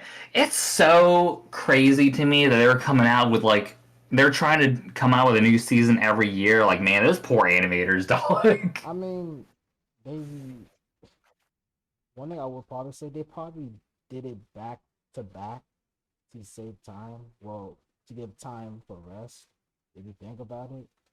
But shit, they pull out all the stops for the final episode. It's fucking Mm. ridiculous. I never seen an ass whooping. This is crazy. This show has no plot armor for nobody. Everybody getting their ass whooped. Literally. I love it. Now, Oh, I love about that too, man. yes, No one's not safe. no, no No plot one. armor. You getting your ass whooped, mollywopped, smack with door. Yeah. So Mars is Blue Lock, I believe. I say go to Not, Losing Rangers. I Oh, was let's gonna say I'm not surprised by that. man, shut up, Zach. Now, Jesus Christ. game Damn. of the year Damn. for y'all. Here's the thing: Oh man. game of the year doesn't have to be new games. It could just be whatever game you got and you played all the way or whatever. Well, that's too fucking bad because mine's a new game. Well, it doesn't Jesus. have Yeah. to be, but it could be. It doesn't matter. So well, I always say Hmm? uh I would say Hell Divers. Yeah, that was Hell Divers. the first or Game of the second one. year. The second one. Second one. All right. Bro. You talking about a community, bro, for the you know, for liberty, freedom. It's like just like America. It's like America in a nutshell, man. Free all. You're gonna bring Like democracy to all, quote unquote quote democracy. unquote democracy. Bro, that shit. It's actually quite fun, man. I actually had a great time playing that shit. Is that Go the get game that's kind of like Starship Trooper or what? uh, It's I in a way. In okay. a way. yeah, Yeah, because Just like go on I get remember people were talking about that, and I was like, oh, that's interesting. yeah, it's basically going on different planet, going against like either bugs, like the termites, the animatronic, what it animatronics, or some shit, yeah. and then there's a third fraction I cannot even remember, plus that added shit like at the end of 2024 or early 2025. I can't recall, but yeah, but shit. This is fun. I stopped playing actually. I kind of stopped playing this year. It's just yeah, a stalemate for now for me. It's funny because my pick I definitely slowed down on this year a lot. What you got? My pick of the my Bozo game of 2024 is Marvel Rivals. Bro, I'm gonna be real with Bro, you. they I fucking carved stop the shit out of Overwatch 2 with this game, dog. I deleted it to save space. That's the only reason why I like the game is really good. I just stopped playing because I kind of like whatever. But I deleted it so I could get more storage because it was taking a That's lot. fair. Yeah, it was taking a lot of my dude, fucking storage. I was about to be pissed. bro, they took me damn snow buns that game, bro. God damn, Emma Frost is going crazy this season, dude. bro. Holy shit. I like how everybody insta lock her so quickly to be a tank. On Oh, yeah, bro, they did the same shit with fucking Invisible Woman when she first came out. I was like, God damn, bro, I can't play this new character yet. hey, don't get off her. You don't know how to play her.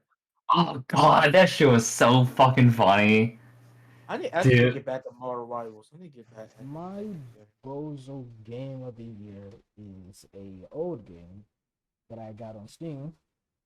Well, the Mhm. game, well, when the game came out, it was old, but they had it on Steam. Persona 4 Golden. Okay. The reason Okay. why it's fucking amazing. Mm, The reason why I okay. picked it is because one, I love it. Well, it's a toss up. It's a toss up between Persona 4 Golden and Yakuza Kiwami 1, but P4 Golden wins because hey, I love I love Persona, and I want Persona 3 reloaded, but I'm not paying $70 for it until I get a job. So Sure, kiss sure, my sure, ass. sure.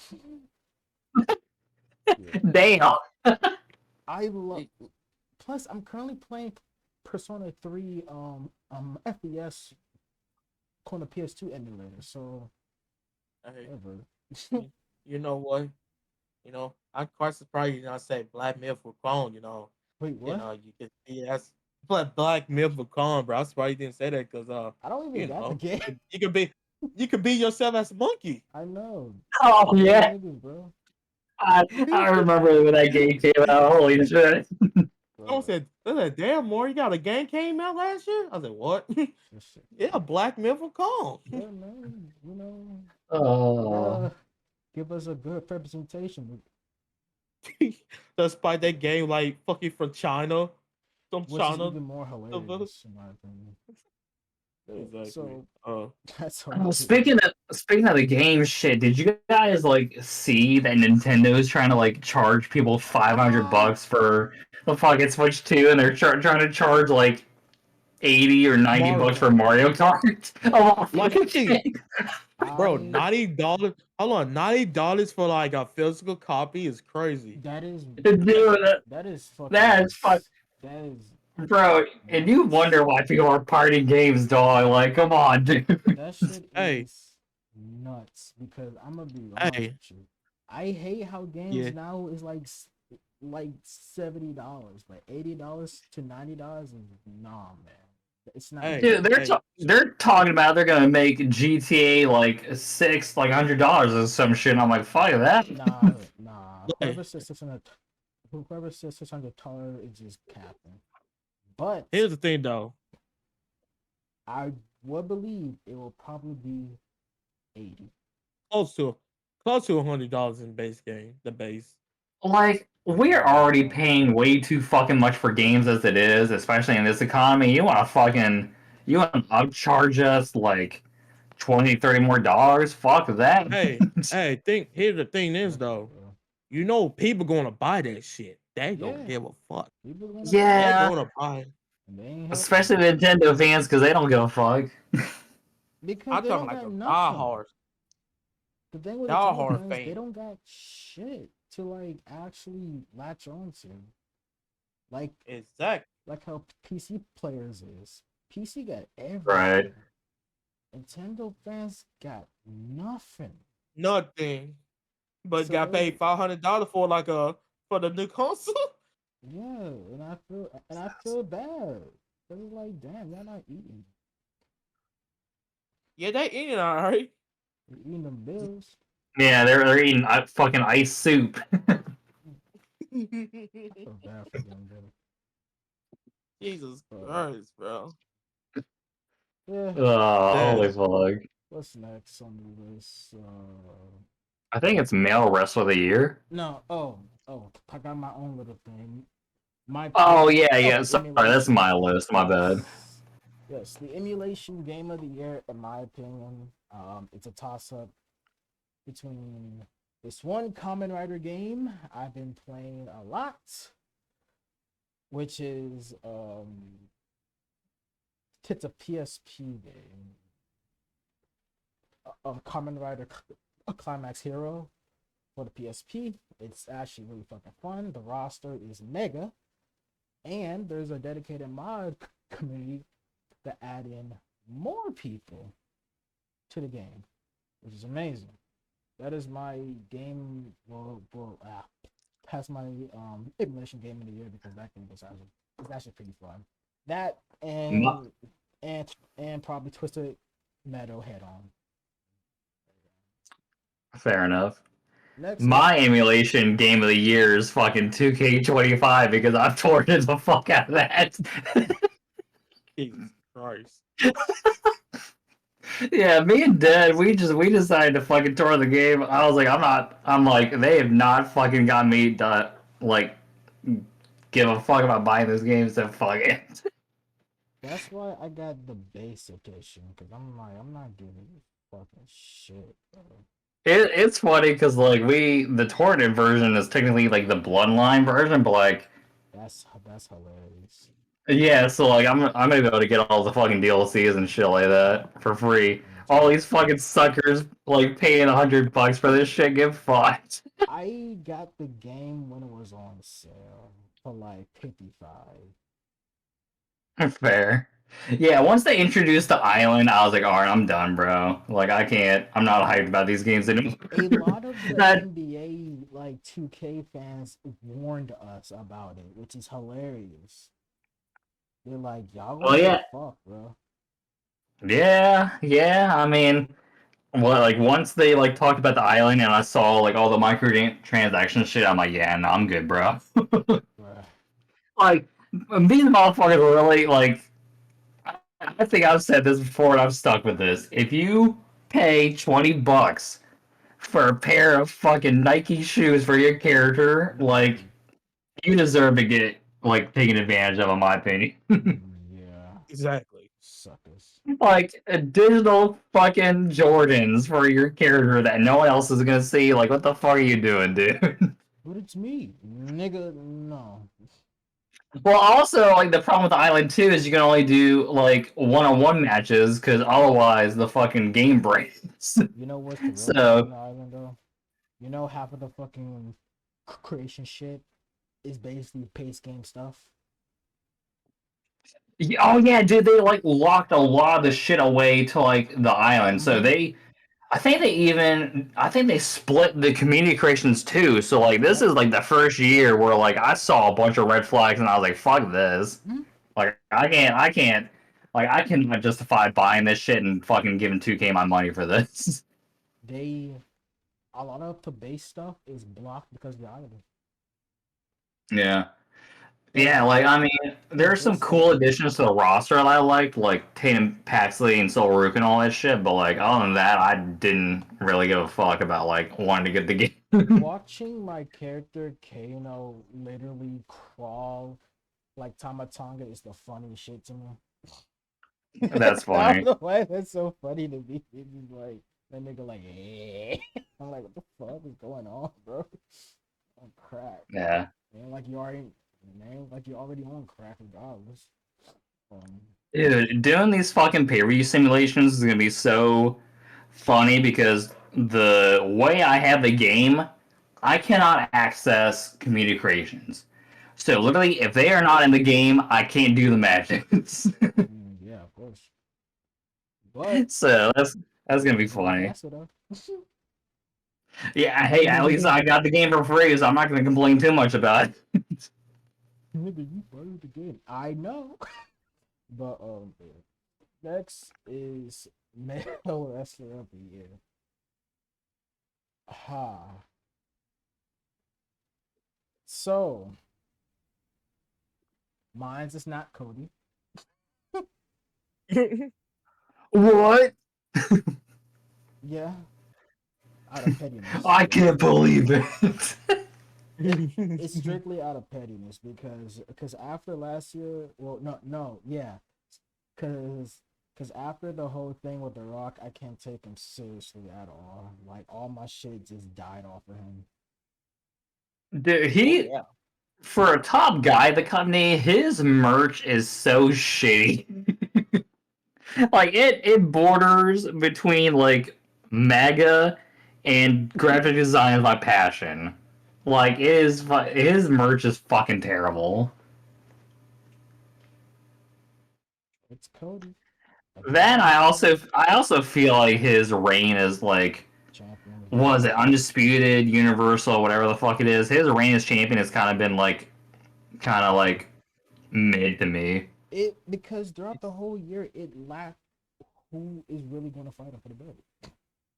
Well, also like we got to the inherent problem that I brought up when we were getting close to WrestleMania, where it's like, all right, like he finished the story, now what? Yeah, And I once again they had to fucking through bloodline. like get The Rock to like make the build interesting. And it's just like, damn, You want to dude, hear something like crazy? When he won the title, right? He finally done with a bloodline. He went on to AJ Styles, then KO, and then guess what happened afterwards? Right back into the bloodline. Right back into the bloodline for another few months.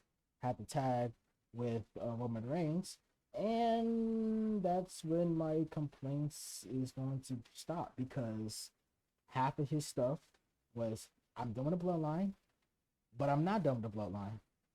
I'm back with the bloodline, nigga. Make a decision here, boy. Like, bro, like that's what pissed me off about his title reign. It's like he finally got the closure he wanted. He won the title. He's done with the bloodline, but he went back to the bloodline. Because Make it make Why sense. you're telling me you didn't like the program where they had Cody versus Solo? Shoot me in my fucking ass cheeks, bro. hey, we the You're telling me ones. that you're telling me that was an engaging feud? Come on, bro. I want to virtually be like, bro, Hey, you are you in are love? You didn't in love the it, bro? Jericho vortex of WWE. You in the Oh bloodline for man. you in the bloodline vortex of fucking Jesus Christ, and you cannot escape. It's funny too because like Celicoe works better when he's like goofy, but they're trying so hard to make him like come off as so serious Jericho and vortex of like the WWE. final boss kind of character, and it's like, no, dude, like I can't buy into it, My final man. boss is Jigga too. That nigga, when he had a bro, I saw him right. This is a real thing. I was on the MOW YouTube page, right? And I was bored, so I look up some like check up Batu joint, right? I saw him cutting a promo with a bottle of Hennessy and Newports, bro. That's a nigga. Mm. That's a bro. He was sitting down talking, and beside him is a pack of Newports and a bottle of Hennessy. And they cut to him smoking a Newport. I'm like, bro, that's a nigga. I don't know what to say. He is my tribal. He is. He was so. Fuck Soul Sokola. I want Jacob Fatu, my nigga.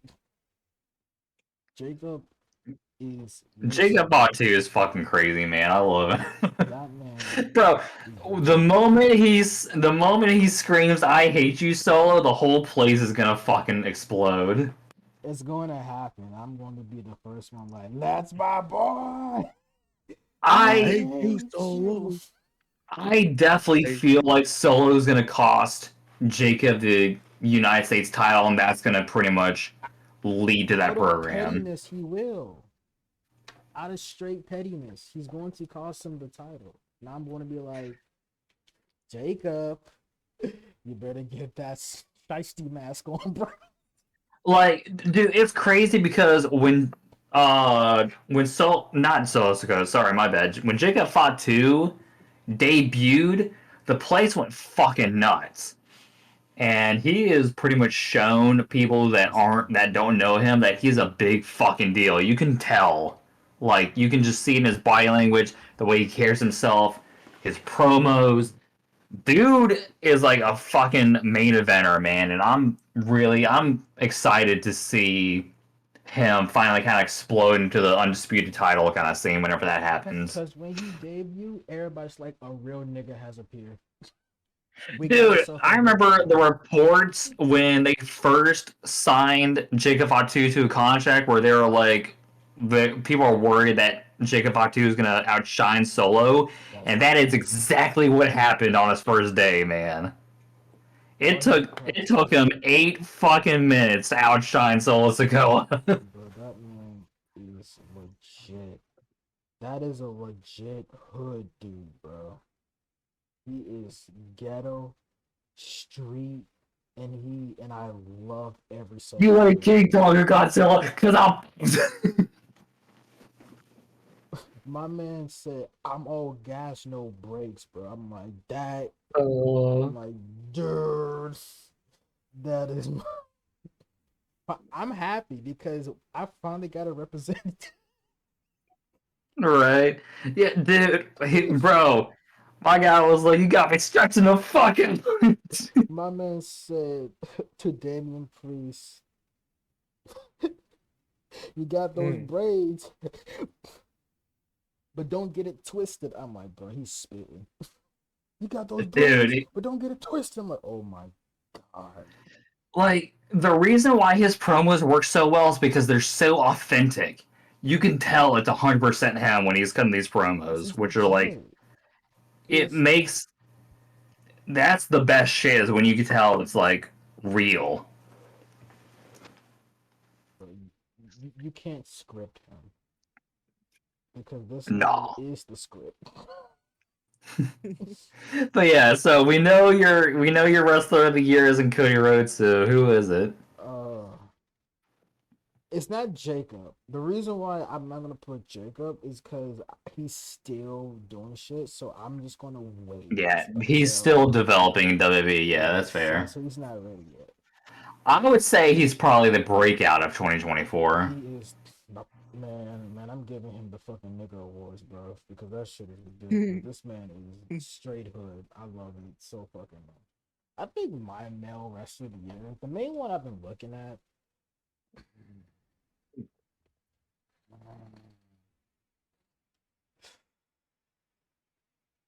out of bias, AJ Styles, because I am biased as fuck. That's He's fair. probably That's not. fair. I don't know. It just there's a lot of people that's like I haven't been watching. There's not a lot of wrestlers out there that's like popping on me for real. Cool, Will Ospreay, all that stuff, but I just don't feel connected.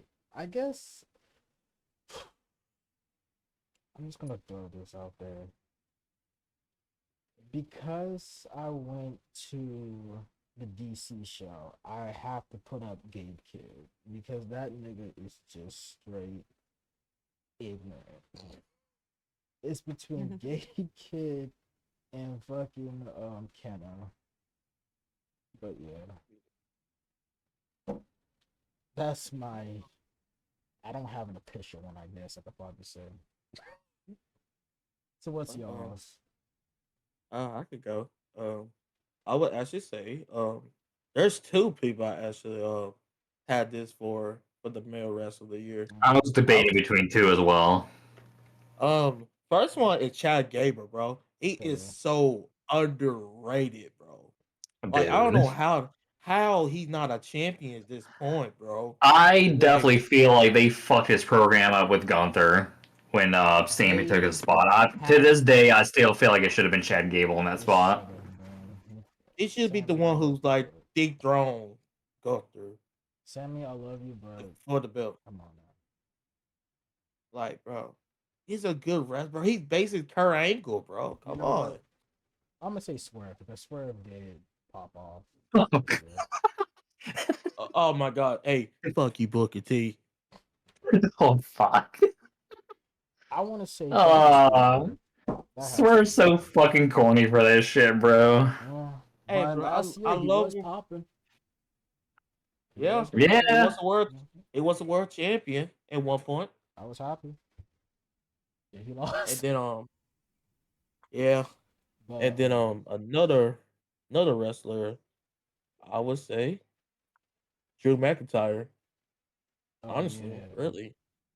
I I mean forgot. I think he should have won that feud with CM Punk, honestly. I I think that mean, should have I see I why, mean, but it no. just it's just I don't know, man. It's just like that's how I feel, man. You know, he lost a lot of matches last year, but he put It's up good just matches. nah. But he lost. I think how many matches he actually lost last year? It was so many. It is fucking insane. But one thing Like I would say, you that that counters it. Even though he lost, that nigga Hell in a Cell match was ridiculous. I would fun enough, but say the Mhm. losses that Drew McIntyre had was motivation for the character, so I was able to excuse that. Hmm. but it kind of got stale at one point. You Man, know, that character like keep losing, bro. Like, bro, it kind of got stale at one point of last year. But it's whatever. I can say that. It's just, but you know, he put us some bangers, so that's fine by me. But I know fun to know you Zach's. said the hell, yeah. I know Um, Zach's wrestler of the year, male. Well, Jay White, funnily enough, I was debating between CM Punk and Drew McIntyre, and I had to give the edge to Drew because CM Punk was out for most of the year. Oh yeah. yeah. Mm, But I wanted so bad to say CM Punk just because Punk single handedly rattled Tony Khan to the point of like self implosion. like yep. this dude CM Punk was just like telling his side of the story, and Tony Khan responded by just sabotaging his whole fucking wrestling promotion. So your pick is Drew. yeah, my pick is Drew McIntyre because he pretty much took him injuring CM Punk and just ran with it. Like last year was probably the best work of Drew McIntyre's career as far as like character work, matches, him really kind of having grasp of like who he is as a performer. His promos were really fucking good. His social media was amazing. Like, dude, That nigga's he was always fucking good. tweeting in the middle of his fucking WrestleMania match saying that he was bored. Like, this dude was awesome. And the losses he had motivated his character where I wanted to see like what he was gonna do next. I definitely feel like CM Punk and Drew McIntyre very much were like that was like That was something the that was best feud. definitely helping WWE at the time as far as like stories and stuff like that. Whole time, that whole feud was WWE in my opinion. What's going on? That whole feud was WWE. Yeah. It reminded me, I don't think it got to this level, but it kind of reminded me a bit of Matt Hardy and Edge and like how much they were escalating the feud. How much they hated each other. Yeah. Because like I think Drew has said that he legitimately doesn't like CM Punk, but they are professional enough to like make money and make it work. And they did. They was Unlike some they people in was another company. bro, they was Oh, fucking each other up, and they made a lot of money. Yeah.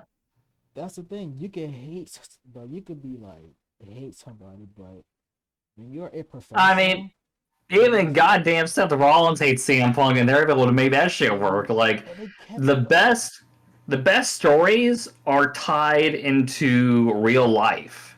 If you think about it, when it comes to wrestling, like the more Yes. real something is, the more interesting it is. yeah. But, so next is So the yeah, female Drew wrestler. McIntyre's mom. Oh, Sorry. yeah, Drew is Zach's favorite wrestler of the year, and Zach's favorite female wrestler of the year is none other than Mercedes Monet. I knew it, Fuck Zach. off. It's That's on okay, me. Zach. That's It's on okay, baby. Zach. Just chant with me. It's okay. CEO. It's it's okay, It's Zacky okay, Wacky. Zach. We all know Uh, you like No, no, Mercedes. no. Don't call him Zach. Call him Zacky Yeah, Wacky. Zachy. We all know you're a yeah, Mercedes Yeah, fan. Zach. yeah, You're a man. Mercedes fan, bro. I love Mercedes Hogan so I much. know you do, Or bro. or your other favorite one is TV time. Mm-hmm. Yeah, man. Zach's favorite I wrestler mean, is Mercedes Monet. Tiffany Stratton like was kicking ass last year, but nah, she's not my favorite wrestler of the year. Okay, Uh, okay. are we doing me first or what? Yeah, I you're only got going. none, bro, Yeah, because Zach's gonna I didn't fuck with watch you no good. women match last year. So, Wow, what a misogynistic thing. oh, boo me harder, nigga. Boo me. So, ironically enough, my female wrestler of the year is from AEW, and the only reason why Oh, she's on my list of the year is because she made me give a damn about her matches in AEW, and that is okay. Mina Shirakawa. Okay, that means Oh. You. Yeah. We love Mina, or we want Dude, Mina. I dude, think that's what the gimmick is. actually, you dude, know what? dude, That's a dude, dude, fair dude. one. I'll give you that. Yeah, dude, her involvement in the whole Tony Storm Orion May thing was really good. I also liked the comedy that she was doing with Harley Cameron was also really good too. Like, I'm gonna be honest, if I had to say who my top three women's performers are in AEW right now, uh, it would be Mina Shirakawa, Or just Harley Cameron, and Megan Bayne is like really cool now. But yeah, like as far as last year goes, dude, Mina Shirakawa got me to watch her matches when I could not give a fuck less about AEW at the time. So that's why she's my wrestler of the year. Oh, don't Like lie. in my heart of hearts, I wanted to say Aaliyah so bad, but she was gone for like a long time, so yeah, I couldn't her justify feud it. with Yeah, I'm about to say, Liv was she kept like going. gone most of the 2024? Like She mostly Not gone. her most last of. her last match was WrestleMania, and then she didn't come back until around Yeah, SummerSlam. yeah. So right Okay. after her shit at WrestleMania, then Liv Morgan like came back and like injured her, and the Yeah. title went to And like Becky, then back to also Liv. the Liv and Rhea feud was just so dog shit that I couldn't like pick Rhea. I'm like, man, this fucking sucks. Mhm. So yeah, Mina's my female wrestler of the year. Mar doesn't have one, which is fair enough. Those are my sesses. That's crazy, bro. Mine's is kind Mar of hates bizarre. women. Hey, Mine's hey. is kind of bizarre because I can't pick. So I'm gonna pick one of the. So I'm gonna pick a woman that I just love fucking watching every now and then. She's from Oh Tokyo god, Joshi Pro. He, Jesus I call Christ. her the um the fucking wolf chick because her whole thing is that she's a wolf. So I'm just like, let's fucking go. Shoko so, Nakajima. Mm-hmm. so you just say fuck it. You Wait, just say what? fuck Wait, what promotion is she from? I'm gonna look this person up. Tokyo Joshi Pro. Her name is Shoko Tokyo Nakajima. Joshi Pro Shoko. Wolf Girl. Here, it. just Hey, that's what you described her as. Yes, yes, I know. Just type it. Bruce. Actually, I'm gonna show you an image, bro. Like this is Oh, my girl right here, bro. Motherfucker, how it's it's it. have you? She has a What's her tail name? too, which also gives me a fucking bonus for the pig. This is her. Oh, I think I've seen like a couple of matches of hers. I think. Funny, Yes, fun she's enough, I dope, felt bro. that's the first thing pop up on my Google.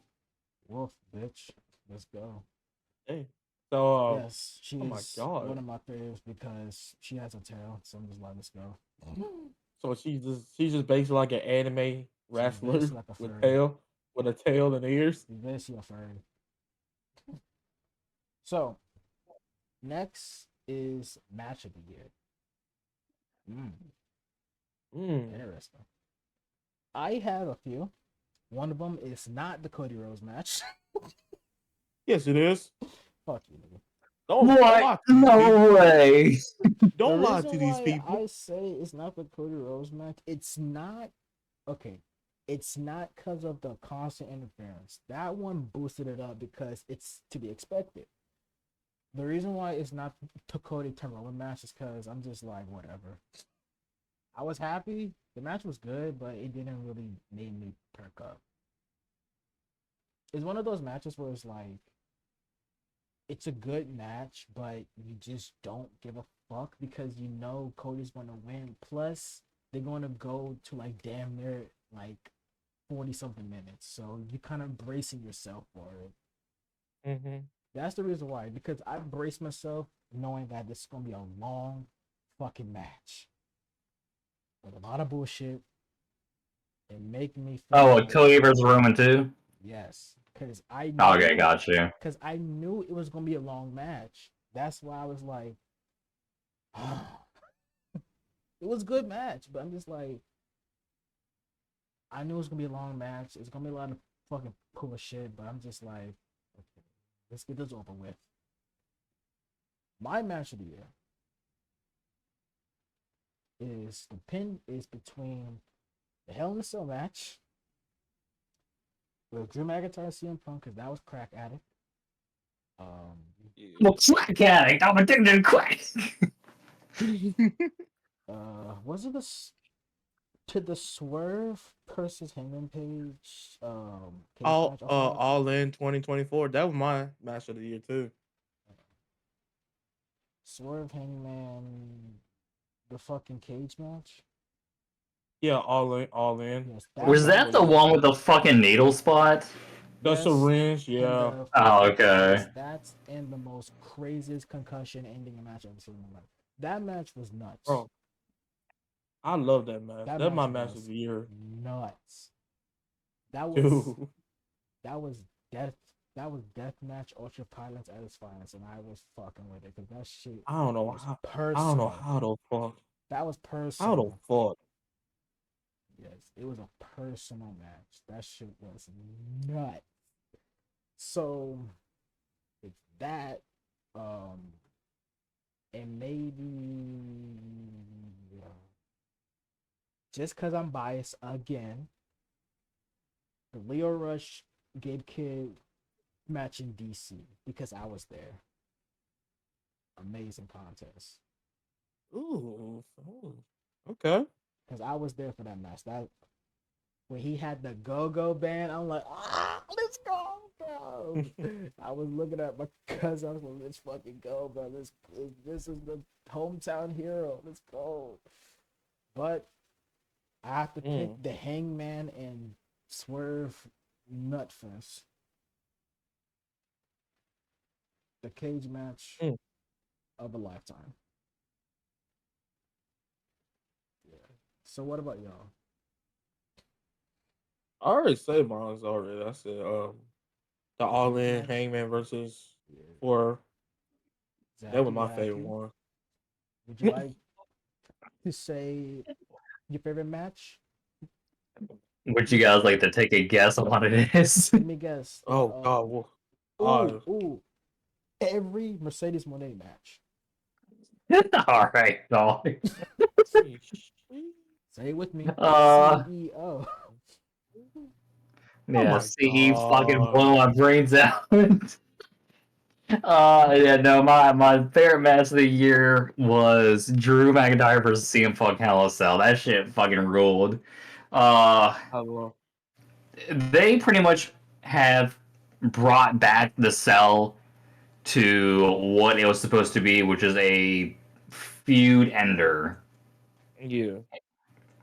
So they went fucking crazy. Drew legitimately got his head fucking busted open by the toolbox spot. So that's gnarly. That's awesome. And they told a great story.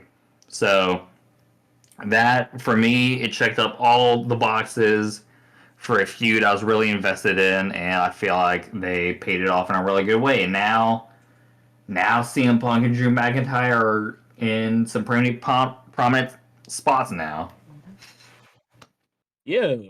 Especially Yeah. CM Punk, he's the main event of night one of this year's WrestleMania. Do we really want to count that as main event? And really? They said it's the main event. If you made They it, said it's the main event of night one. yeah. So That's basically, you technically okay. In technicality, he is main event because he I is mean, closing a show, yeah, I mean, if you want to say that the main event night two is the real main event, then it would be Cody versus Cena. which is fair. But as far as like each night goes, CM Punk's in the main event of night one. He's closing a You know show, what, bro? which because if Hey, you think about it, hey, night one yeah. and night two are two separate shows. Yeah, that's the way You know I kind of what? look at it too. You know what? Main event and main event, bro. You know, doesn't Yes. matter how you do it. Yeah. So, But hey, nonetheless, I'm happy for him. All right. Nonetheless. bro, you could Oh, tell wait, he I was think crying too. He was I crying. He's like, think "Oh my god, man, should you-" I Yeah. think WrestleMania is next week. So if you want, I guess we can like do WrestleMania predictions Yeah. before we like end too, if you want to. If not, don't worry about it. We can do it another Um, time. how the Yeah. fuck? The How card is the already fuck? out, anyways, which is not crazy. But, we could. Yeah. So, this one might be the last one, depending on how things go. The album of the year. Or Music. song of the year? Well, of course, song of the year. Yeah. Not like us. Ah, Let me stop. It's not actually not like us for me. But I think shut up, nigga. Okay, so mine, I got an album of the year. It's between GNX and Tyler the Creator's album, Okay. Cornucopia. So between them two. So, So, cool.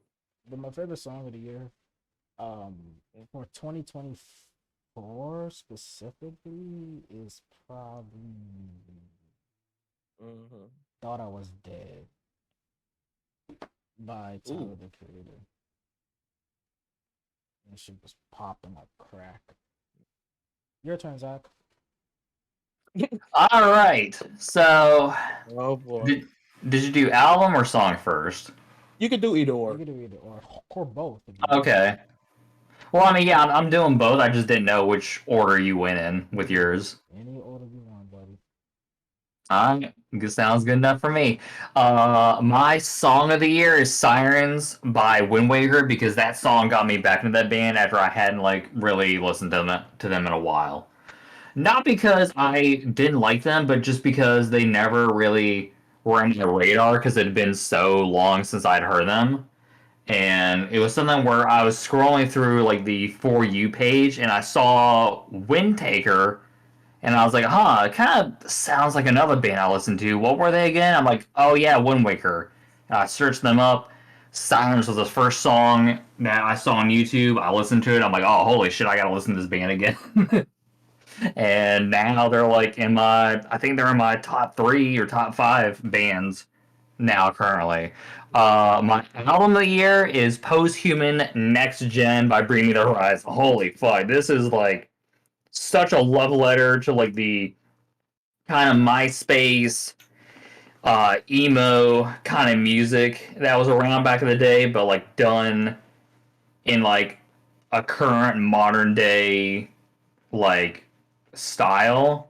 So I really fuck with it a lot. Like after post-human survival horror, like I got back into Bring Me the Horizon heavy because I was not a fan of what they were doing when Ammo came out. But yeah, now they're kind of back to like being my number two favorite band, along with Motionless in White, who is like number one, obviously. So I'm waiting for that album to come out this year. It's gonna be fucking sick. But yeah, Post-Human Next Gen by Bring Me the Horizon is my favorite album of the year, and Sirens by Wind Waker was my favorite song of the year, and I think it was in my Spotify wrap up as number one, so that works. All right, Okay. Mar. I mean, this is more of a main song, but but I love this shit regardless. But Yeah. it's it's Big Man Blast Toys, Big Man Black Toys, Big Man Black Toys, Big Man Blast Toys, bro. That You know song what, is a bro? banger, That is top tier.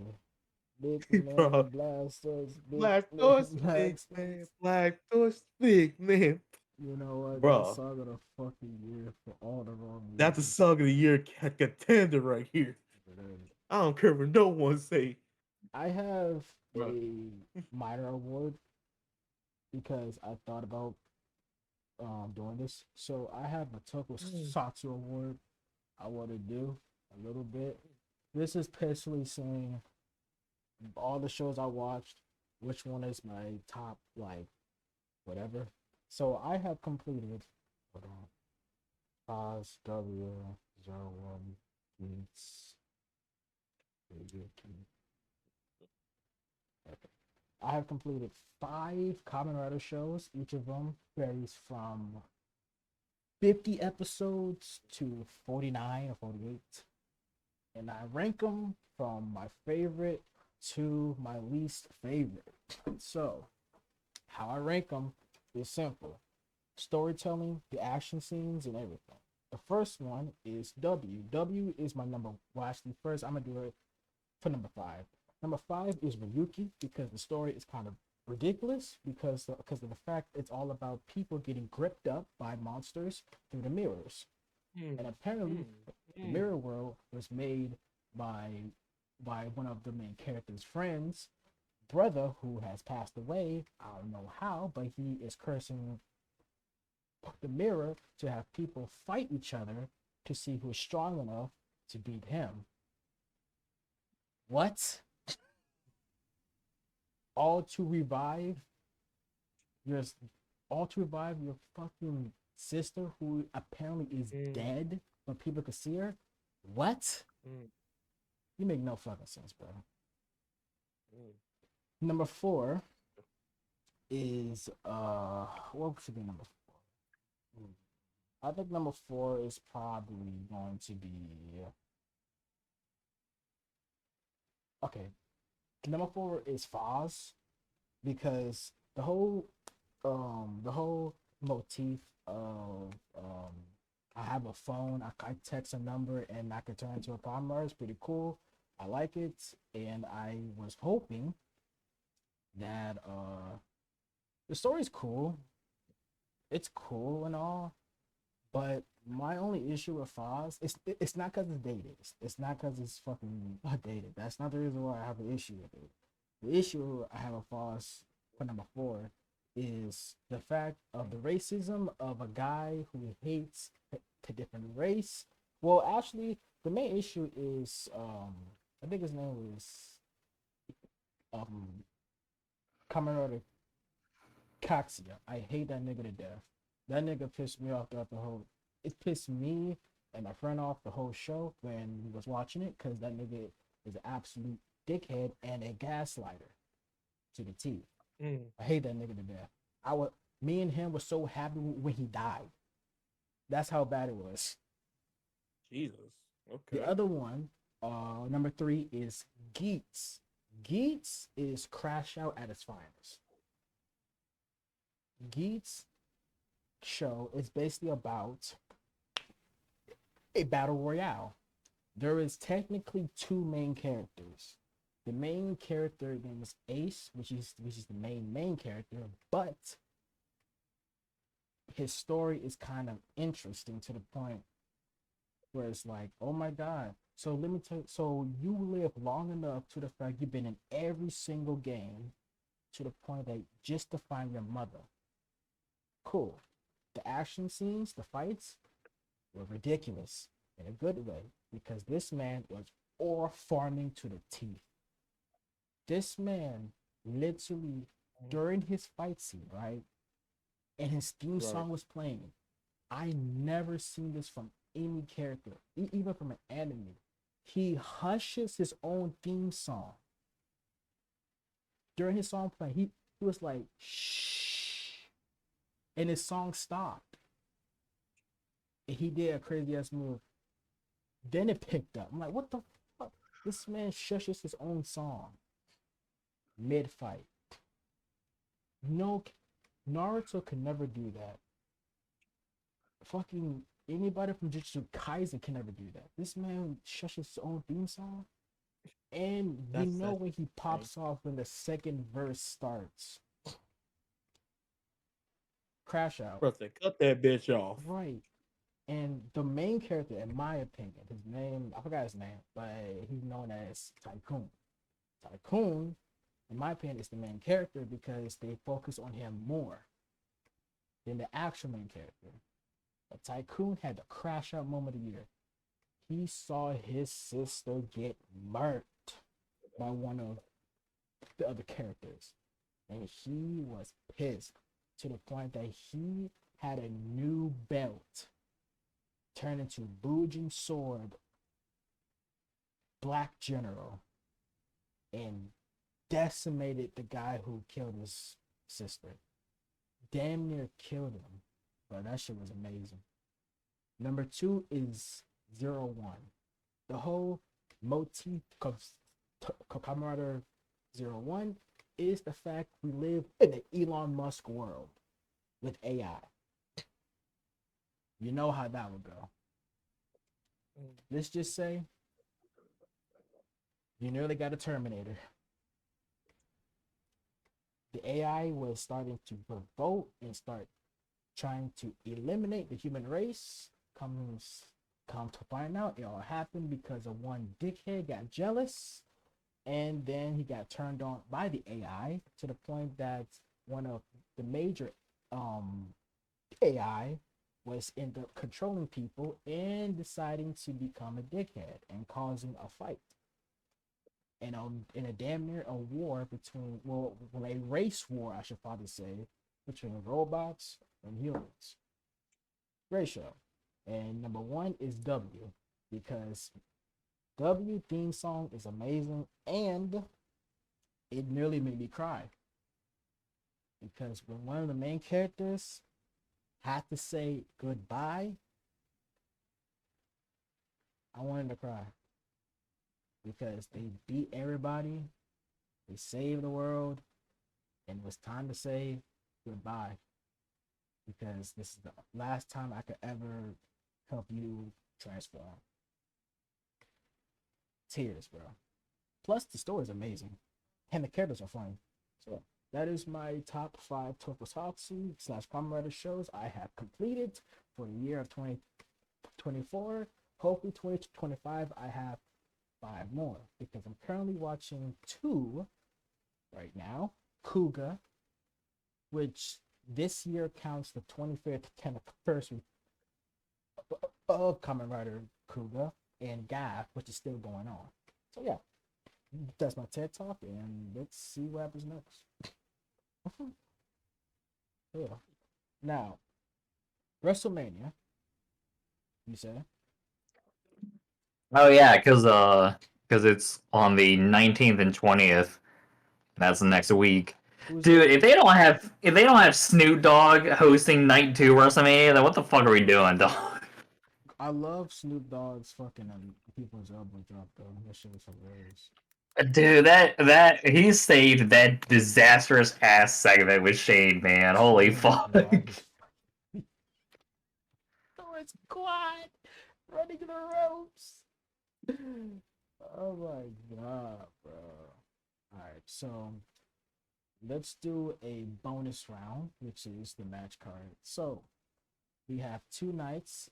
Night one has 7 matches, and night two has 6. There probably gonna be one more match going on with Randy Orton.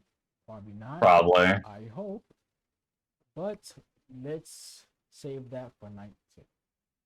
Yeah, I have a article where it has like the confirmed match cards for each night so far. Yeah, and I'm on Wikipedia, Gotcha. so I can technically change it if I want to. All right, Fair enough.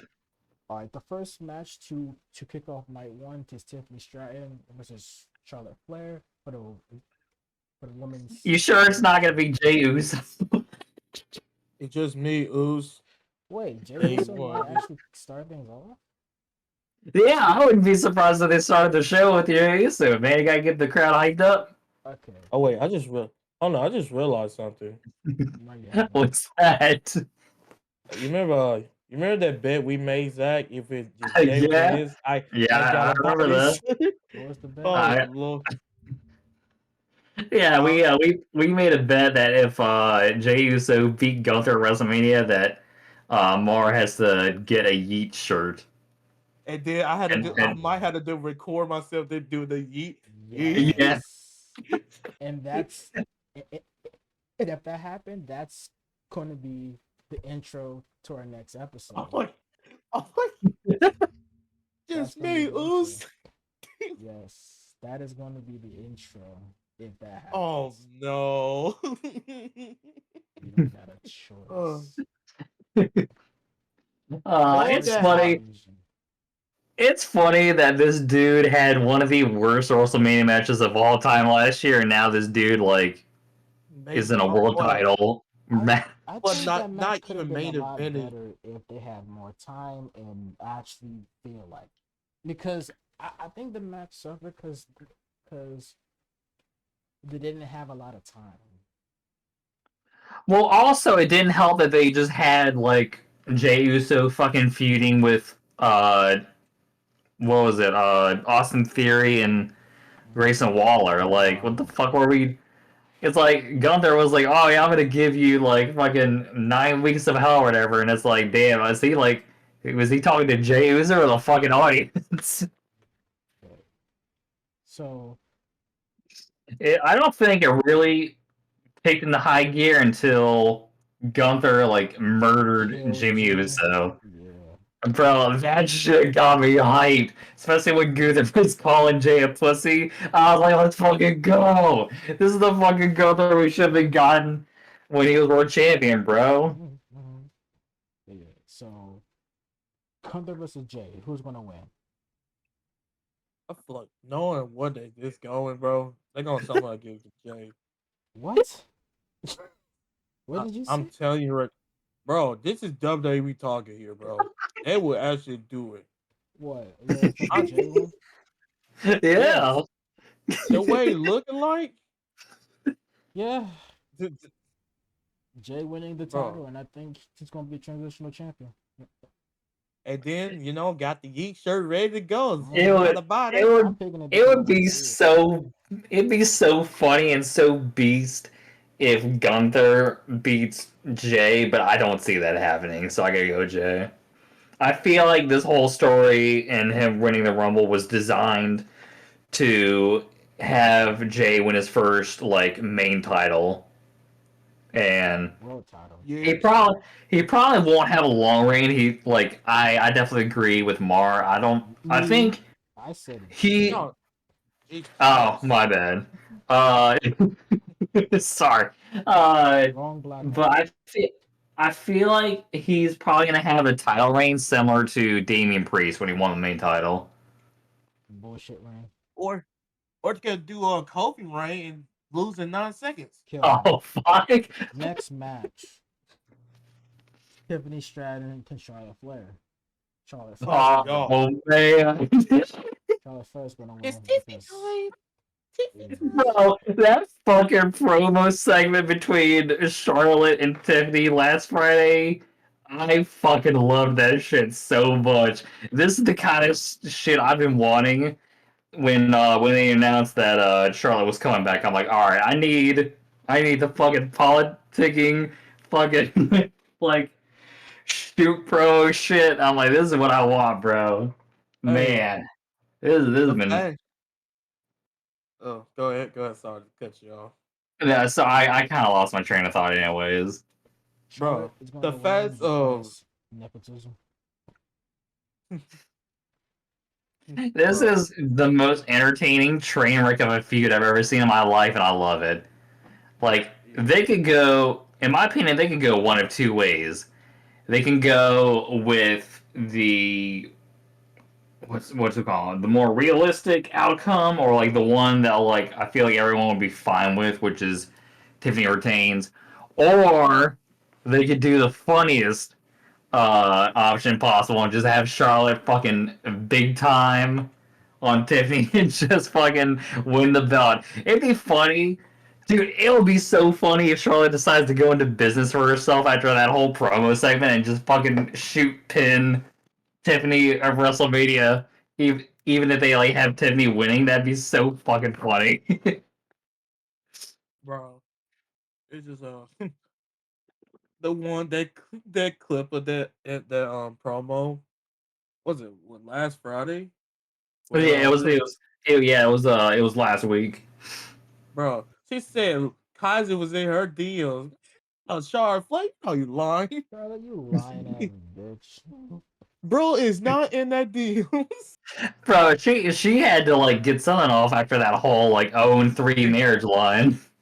Hey, I know Kaiser was thinking, what she said fuck me for? What she Kaiser said fuck is me? the only guy I Dude, know who's dude was been in with catering and Tiffany. had his like ears burning when that happened, probably. Next match we have is Jay Cargill versus Naomi. Jay, Yeah, Jay. Next we have It'd be cool if Naomi won, but I definitely agree Jay's gotta win this. I Because love how we all I love heel Naomi right now. She's fucking great. But yeah, the whole story is just to have Jade win. I agree with I that. love I love how we went so quickly off the day. Yeah, Yeah. All right, move I on. next. Next match. I feel like we're all in agreement that Tiffany is gonna win her match, right? Or no? Yes. Charlotte's gonna win because it's the most safe choice. Yeah, Tiffany's definitely the safe choice. Like I was saying, Charlotte is the it'd safe be choice. fucking funny if Charlotte won. I Nigga, as soon I said as Charlotte. Charlotte wins, I would. Oh, you said I Charlotte? said Charlotte because you know what they're Oh, doing.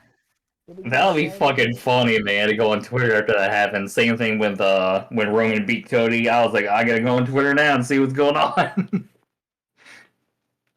All right, next we have War Next Raiders. match. War Raiders and New Day for the Tag Team Championship. I have two predictions. Both of them to the opposite of each other. One is the War Raiders winning by Biggie, and two is the New Day cheating to win, and then Big E is like, "What's up? How you doing?" I don't know. Man, dude, they've really dropped the ball from New Day's like heel turn because that segment with Biggie was fucking great, dude.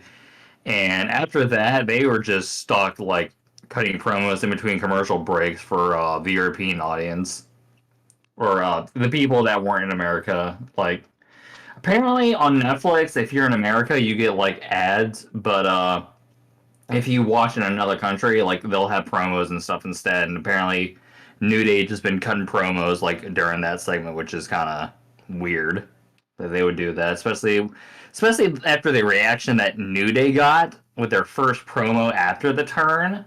Like you would think they'd like be doing something with them, but No. oh well. Oh well. I mean, man, I'm torn between two different ideas here. This match, I I could have nothing for it, to be honest with you. Part of me is like I could see the War Raiders retaining because they're both really strong.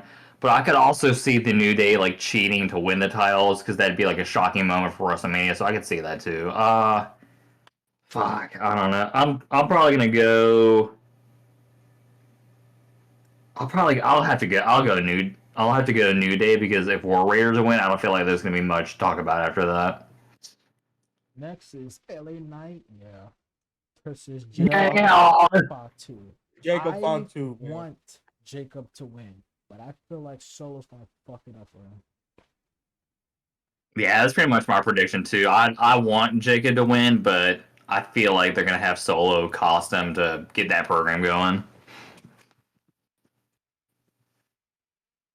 Next is Rey Mysterio versus Del Grande Americano. Oh hell yeah! I honestly think nothing. I got nothing on this match at all. I think good. Then we have uh, let's see. I feel like Rey Mysterio has kind of gone on a bit of a tear when it comes to WrestleMania because he beat Dominic in their singles match, and then his team also won the tag match. So I could you know what? I could. It's weird because I could see them going with Rey Mysterio, but also if El Grande Americano loses to Rey Mysterio in his first like pay-per-view match, especially at WrestleMania, I feel like that kind of kills the gimmick right there. So I'm gonna go with El Grande Americano because if Rey Mysterio beats him, I feel like that just kind of kills the gimmick. yeah. Because Next, I mean the whole gimmick is just that it's Chad Gable just in a luchador mask. So like if he beats Rey Mysterio, like there's more to kind of do with that, as opposed to like Rey Mysterio just beating El Grande and they're like, oh yeah, let's Chad Gable the whole time. I was like, all right, fuck. Yeah, sorry, I didn't mean to cut you off there. next we have a night one, a main event. Roman Reigns, CM Punk and Seth Rollins in a triple threat. This I one think so I flawless. don't fucking know. I The could way see it going two different ways. What? I could see it being either CM Punk or Seth Rollins getting the pin. Uh, I'm leaning more towards Seth Rollins for two different reasons. One, because CM Punk has gotten the better of Seth Rollins in every match they've had, and I feel like Seth Rollins needs a win. Also, uh, there's a theory or a speculation that people are having that Seth Rollins is going to end up actually having Paul Heyman with him. So if they end it with Seth Rollins winning after Paul Heyman like turns or whatever, or like aligns himself with Seth Rollins, that's like a shocking way to like end night one. I could see people talking about that. Plus, it'd be just an interesting dynamic because the only time I feel like we've seen Seth and Paul Heyman link up was when Brock was champion, and Brock kind of helped Seth win that steel cage match against John Cena in like 2014, 2015, I think, whichever year it was. So I think it would be very interesting. I feel like Seth Rollins works better as a heel character, anyways. All his runs I remember the most are like his heel gimmicks, like the Authority stuff, Mr. Money in the Bank, Monday Night Messiah. The only real babyface run I remember fondly is his IC run, and his most memorable run as a babyface was the most controversial, and that was when he finally beat Brock for the belt, but then had a match against the Fiend. Yeah. So I definitely feel like he's much better as a heel, in my opinion. Like I feel like he's more interesting as a heel. I never really understood, uh, especially this iteration of Seth Rollins. I never understood what makes him a babyface, but that's just me. I my safe pick is nah. I want Punk to win so he can win his first main event, but Seth might sliver in the win, which yeah, Seth might Seth might be a snake and just win by like a like a out of nowhere curb stomp. Ooh. Yeah. Now we ended Yeah, I could definitely see like CM Punk like making a cover on Roman and then like Seth stomps him. stomps I him. could definitely see that happening. So as night one ends with a triple threat, night two begins with a triple threat with Io Sky, Bianca, and Rhea for the women's title. Well, women's world title. Ooh, this is Hear me out. this has been such a clusterfuck of a fucking Hear me out. program. Hear me out. Okay. Io Sky is gonna do the Benoit. What I mean by that is remember. You gotta let me know what you mean Yes, by that yes. because that could be taken What I different ways. mean by doing the Benoit is when remember that the triple threat, right? Not Mania. It was him, Triple H, and I forgot who else was in that Was it Kurt match. Angle? Hold up. It was Benoit triple threat. It was okay. It was Benoit, Triple H, and Shawn Michaels. Oh, okay. I think it was that. It was yes, yeah, Yeah. It's Shawn Michaels, Chris Benoit, and Triple yes, H. It's funny because people are saying the reason why they're loading up these shows with triple threats is so that like people like that match isn't like a result anymore because of Chris Benoit. yeah. So when people search Triple H and Shawn Michaels triple threats, I think people yeah, are saying that that might be the reason why they're loading this show up with all these triple threats. so she might do that by winning out of nowhere because the whole story from this match was just Bianca and Rhea going at it. Overlooking her. Yes, while like Io Sky just like I'm the champion, right? Oh. So just like how Triple H and Shawn Michaels was going at each other, but Benoit is just like, but what about me? So I think Io Sky's gonna win because of that. They get so pathetic. I I Riptide, definitely Riptide. Yeah. I would definitely be fine with Io winning. My worry is that they're gonna have Bianca win just to preserve this manufactured streak. I don't like the idea of them doing that because I honestly after Undertaker streak I don't care about streaks at WrestleMania anymore, man. It's I feel like that's really you're handcuffing yourself booking wise if you decide to do that and it's just like dude like let's not do these streaks for like modern day wrestlers right now, especially when like the whole like thing of the streak with Undertaker is he was like having great fucking matches with people that could have legitimately broken the streak because they were like main event talents and they were like it's something where like there was intrigue, there was suspense, they had all this stuff with Undertaker streak and actually they didn't make a big deal about it until I think he was like 10 and 0. So it was something where they were subconsciously kind of building up wins for him, and then when they realized, oh shit, we got a streak going on, let's market this. That's when they went to town with it.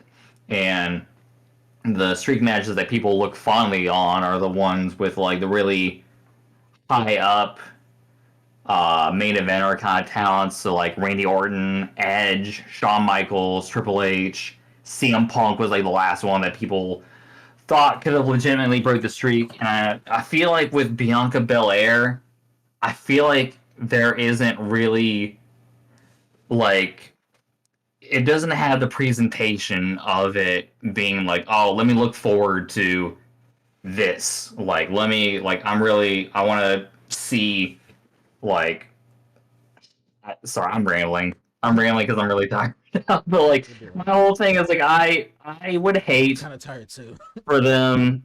I would hate for them to make a Yeah. decision based off them handcuffing themselves as far as booking goes because they want to make Bianca Belair's WrestleMania streak a thing, and I feel like you shouldn't book based off of something like that. Like if Bianca Belair wins, then cool. But I'm also just gonna be like, man, what the fuck? Like, why are we doing the streak thing? But I'll laugh my ass off if Rhea wins because that's people are saying that she like should not win at all, and I'll fucking laugh so hard if they decide to do that. Oh my god, no doubt, Like I dude. love Rhea. I don't feel like she should win, but I'm gonna laugh my fucking ass off if they decide to book that way. No doubt oh my god, that would actually might happen.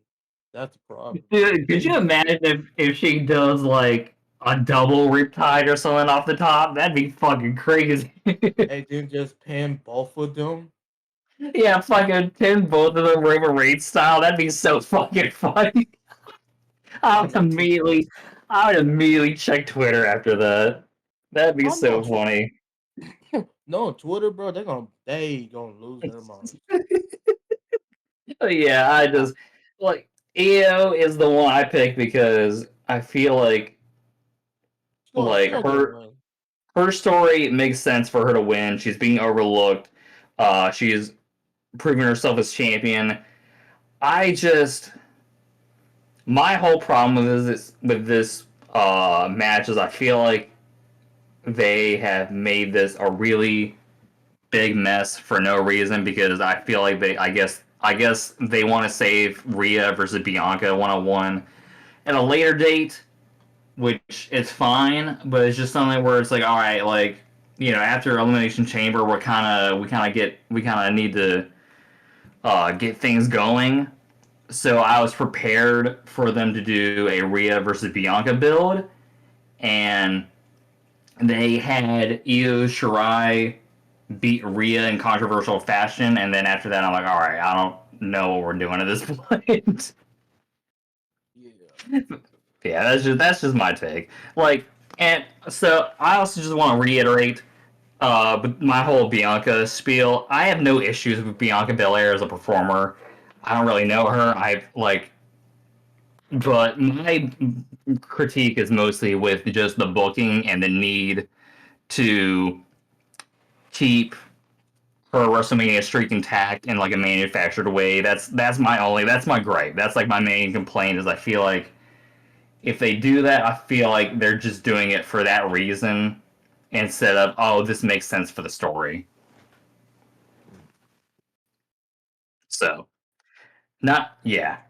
That's I just want to clear that up. I just want to reiterate that I don't have any issues with Bianca. Like she's not my favorite wrestler, but I also don't hate her. So I'm not coming into that with hate in my heart. I'm just saying I don't like booking like that. Next, we got AJ Styles and Logan Paul. AJ Styles. Yes. Then after that, we got the. Yeah. Then Yeah, we after got that, we AJ got Styles. the fucking women's tag team championship, which is Liv Morgan to Raquel. They're gonna win. I'm not gonna read the rest of the shit. I would say despite no one care about the women tag You know, team. Bailey and Lyra are gonna like implode, and they're gonna probably have a feud after they're this. gonna So I could. implode. Yeah, they're gonna come in with the title. It's funny because I remember it seemed like they were setting up Bailey versus Roxanne Perez, and they just decided to abandon that for some reason. I'm like, all right, the fuck. So I guess they had to just put this shit together, and this is what we got. Pretty much, boy. Have Yeah, fun. Liv Morgan and Raquel Rodriguez I got winning. I feel like after Liv lost the title, like she has established herself as like a main event player in the women's division, and I'm glad that they didn't have her lost in the shuffle after that. I can't stand her fucking annoying ass fans online, but the performer herself, I feel like she's pretty cool. Yeah. Next, we got next we got the fatal four way of a lifetime. Braun Breaker, Jesus Christ, this motherfucker, bro. I'm the Versus bash. versus Penta, Finn, and Dominic. Braun is a threat to the human race in general. I'm gonna be real with you. That that nigga's spear is beyond my comprehension. His spear to Roman, then his spear to Carlito. Jesus Christ. He got the best spear I want him to right now. drop this title to Penta or whoever and go destroy Jay Uso afterwards. If you really Oh my god. then have a I, I rematch could I after could that. see that happening actually. If Jay wins the belt and Braun Breaker like drops his belt, I could totally see them doing that. I can see that too. And that's the crazy part. My only thing is I'm kind of bummed out that Sheamus isn't in this Intercontinental match because that's like an easy story right there. But I guess I don't know, man. I don't know how much longer you can like put off them giving Sheamus like his Intercontinental Championship win because I feel like he doesn't have that much time left, in my opinion.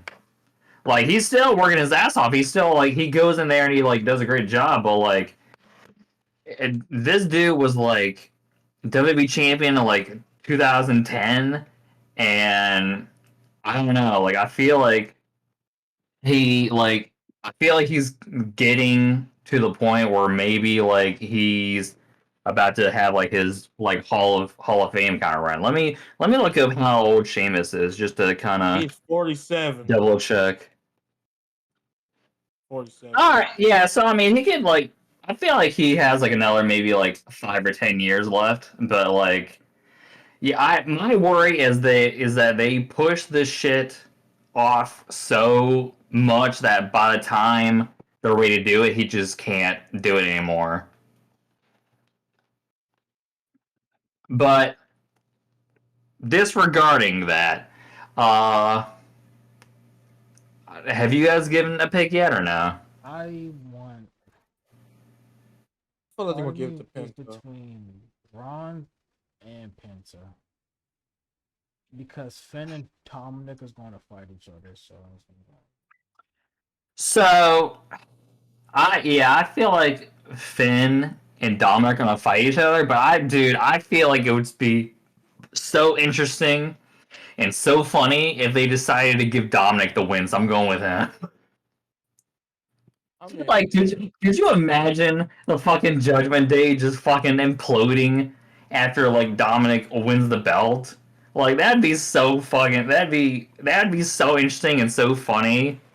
Like so, I feel like Dominic doesn't have to have a long reign. They could probably give him like maybe a 1, 2, maybe 3 month reign, and then like drop it to like Penta or something like that. But like it'd be so funny and awesome at the same time if Dominic somehow like weaseled. If Finn like is about to like go for the win, like he hits his move or whatever, he goes for the cover, and like Dominic just like rolls him or whatever to win the belt. That'd be so awesome. That'd be so beast. Where like and Finn is just fucking pissed off that like this dude stabbed him in the back and like got the win over him. That'd be awesome. Yeah. then then Finn equals pin. then we So got I definitely feel like Finn's taking the pin no matter who wins in this match. I swear to God, yo. then we have Doesn't Damian Priest against Drew McIntyre. I vote for Drew McIntyre to finally get his Yeah, so this title. is a yeah. Sin City Street fight apparently. Yeah, I got Drew. same. Drew. Drew McIntyre, bro. I think Like, he's gonna. I appreciate that Damian Priest is still kind of in the main title scene after he won the World Heavyweight title, but yeah, I don't feel like Damian Priest needs this win. Drew McIntyre's taken a lot of losses, and I feel like he needs a win to kind of get his momentum back up. Yeah. Yeah, Drew gonna win. Next, we got Cody Rhodes against John Cena, the main event of night 2. I'm going to ruin wrestling for everyone. Bro said, I don't bury talent. I am talent. I bury mediocrity. It's like, Bro, why god they get damn. This nigga John is on a different breed right now, bro. You can tell he's having way too much fun with this shit. What do we get? What do we get? What do we nothing? get? You get nothing. Bro said, none of you sons of bitches didn't tell me how I feel. John, He's been wanting to do this since 2012, man. yeah, Bro was holiday in, bro. but Because John I is think the original plan was after The Rock's win over Cena at WrestleMania, I feel like they were going to turn him heel. From what I remember him saying, because they said John Cena, like with Chris Van Vliet, said that they got really close to the point where they had new gear, new theme, and he's ready to go, and Vince got cold feet. Bro, So I got John Cena winning number 17 in this like heel run because I feel if Cody wins, I feel like that kind of kills the story with like John Cena's heel run and like what he can do like with this final run. I feel like the only logical way to go about it is to have Cena win 17 and just kind of go on a tear and then eventually kind of go babyface back towards like the end of the year or whatever. yeah, but I think John's gonna win and hold the belt till SummerSlam. I could see that. Either that or till his final show. Then he loses the belt and finally pass the torch.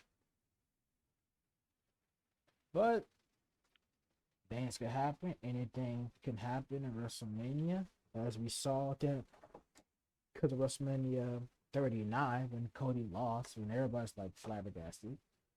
Could you imagine if they ended this shit in a double count out or some shit like that? I would die. oh my god. Because I saw like a Twitter post today where they were like someone was like, "What's the worst way they could like end this match?" And that was like one of the top things I saw. That shit would be fucking hilarious. Fucking Cody wins on a technicality. That'd be awesome. uh, honestly, imagine, dude. Isn't fucking what's his name? Isn't Travis Scott gonna be like involved or something like that? From what I heard. Jesus Christ, bro. Dude, he slapped the fuck out of Cody, man. Holy shit. Bro. I don't Nah, think bro, he I meant this shit get. for real. If I was Cody, bro, I gotta get my gift back, bro. Oh my god, yeah, no, he's gonna take liberties on Travis Scott, bro. Bro gonna bring out whips, bringing back his good old days. He's gonna be like, alright, kid, this is called a receipt. bro gonna hit him with the belt. Oh, it's like, oh, dude, it's crazy that we finally have a John Cena heel turn, man. I never thought we'd see the day. Mm. Like, I kind of gave up on that shit like a long time ago, and when they were getting ready for Elimination Chamber, I'm like, all right, like they might actually do it. That could have been done that too. That's a crazy. Yeah, yeah. Like I said, man, they were gonna like do it in 2012, and just Vince was like, nah. So they definitely had like lots of opportunities to do this. I'm just glad we're finally seeing this. Yeah. Well, that's all we got. That was the award show prediction and the retrospective of the year. This been going on for like 3 hours, which is to be expected. Yeah, that Sounds sounds about right. Yeah, sounds about right. Yeah. So yeah, this has been the Bozo podcast award show / prediction and everything. And any final words? Because over here is 12:27 a.m. Yeah, I got something for this. What? Yeah. Yeah. All right. Well, well, good night and stay hydrated.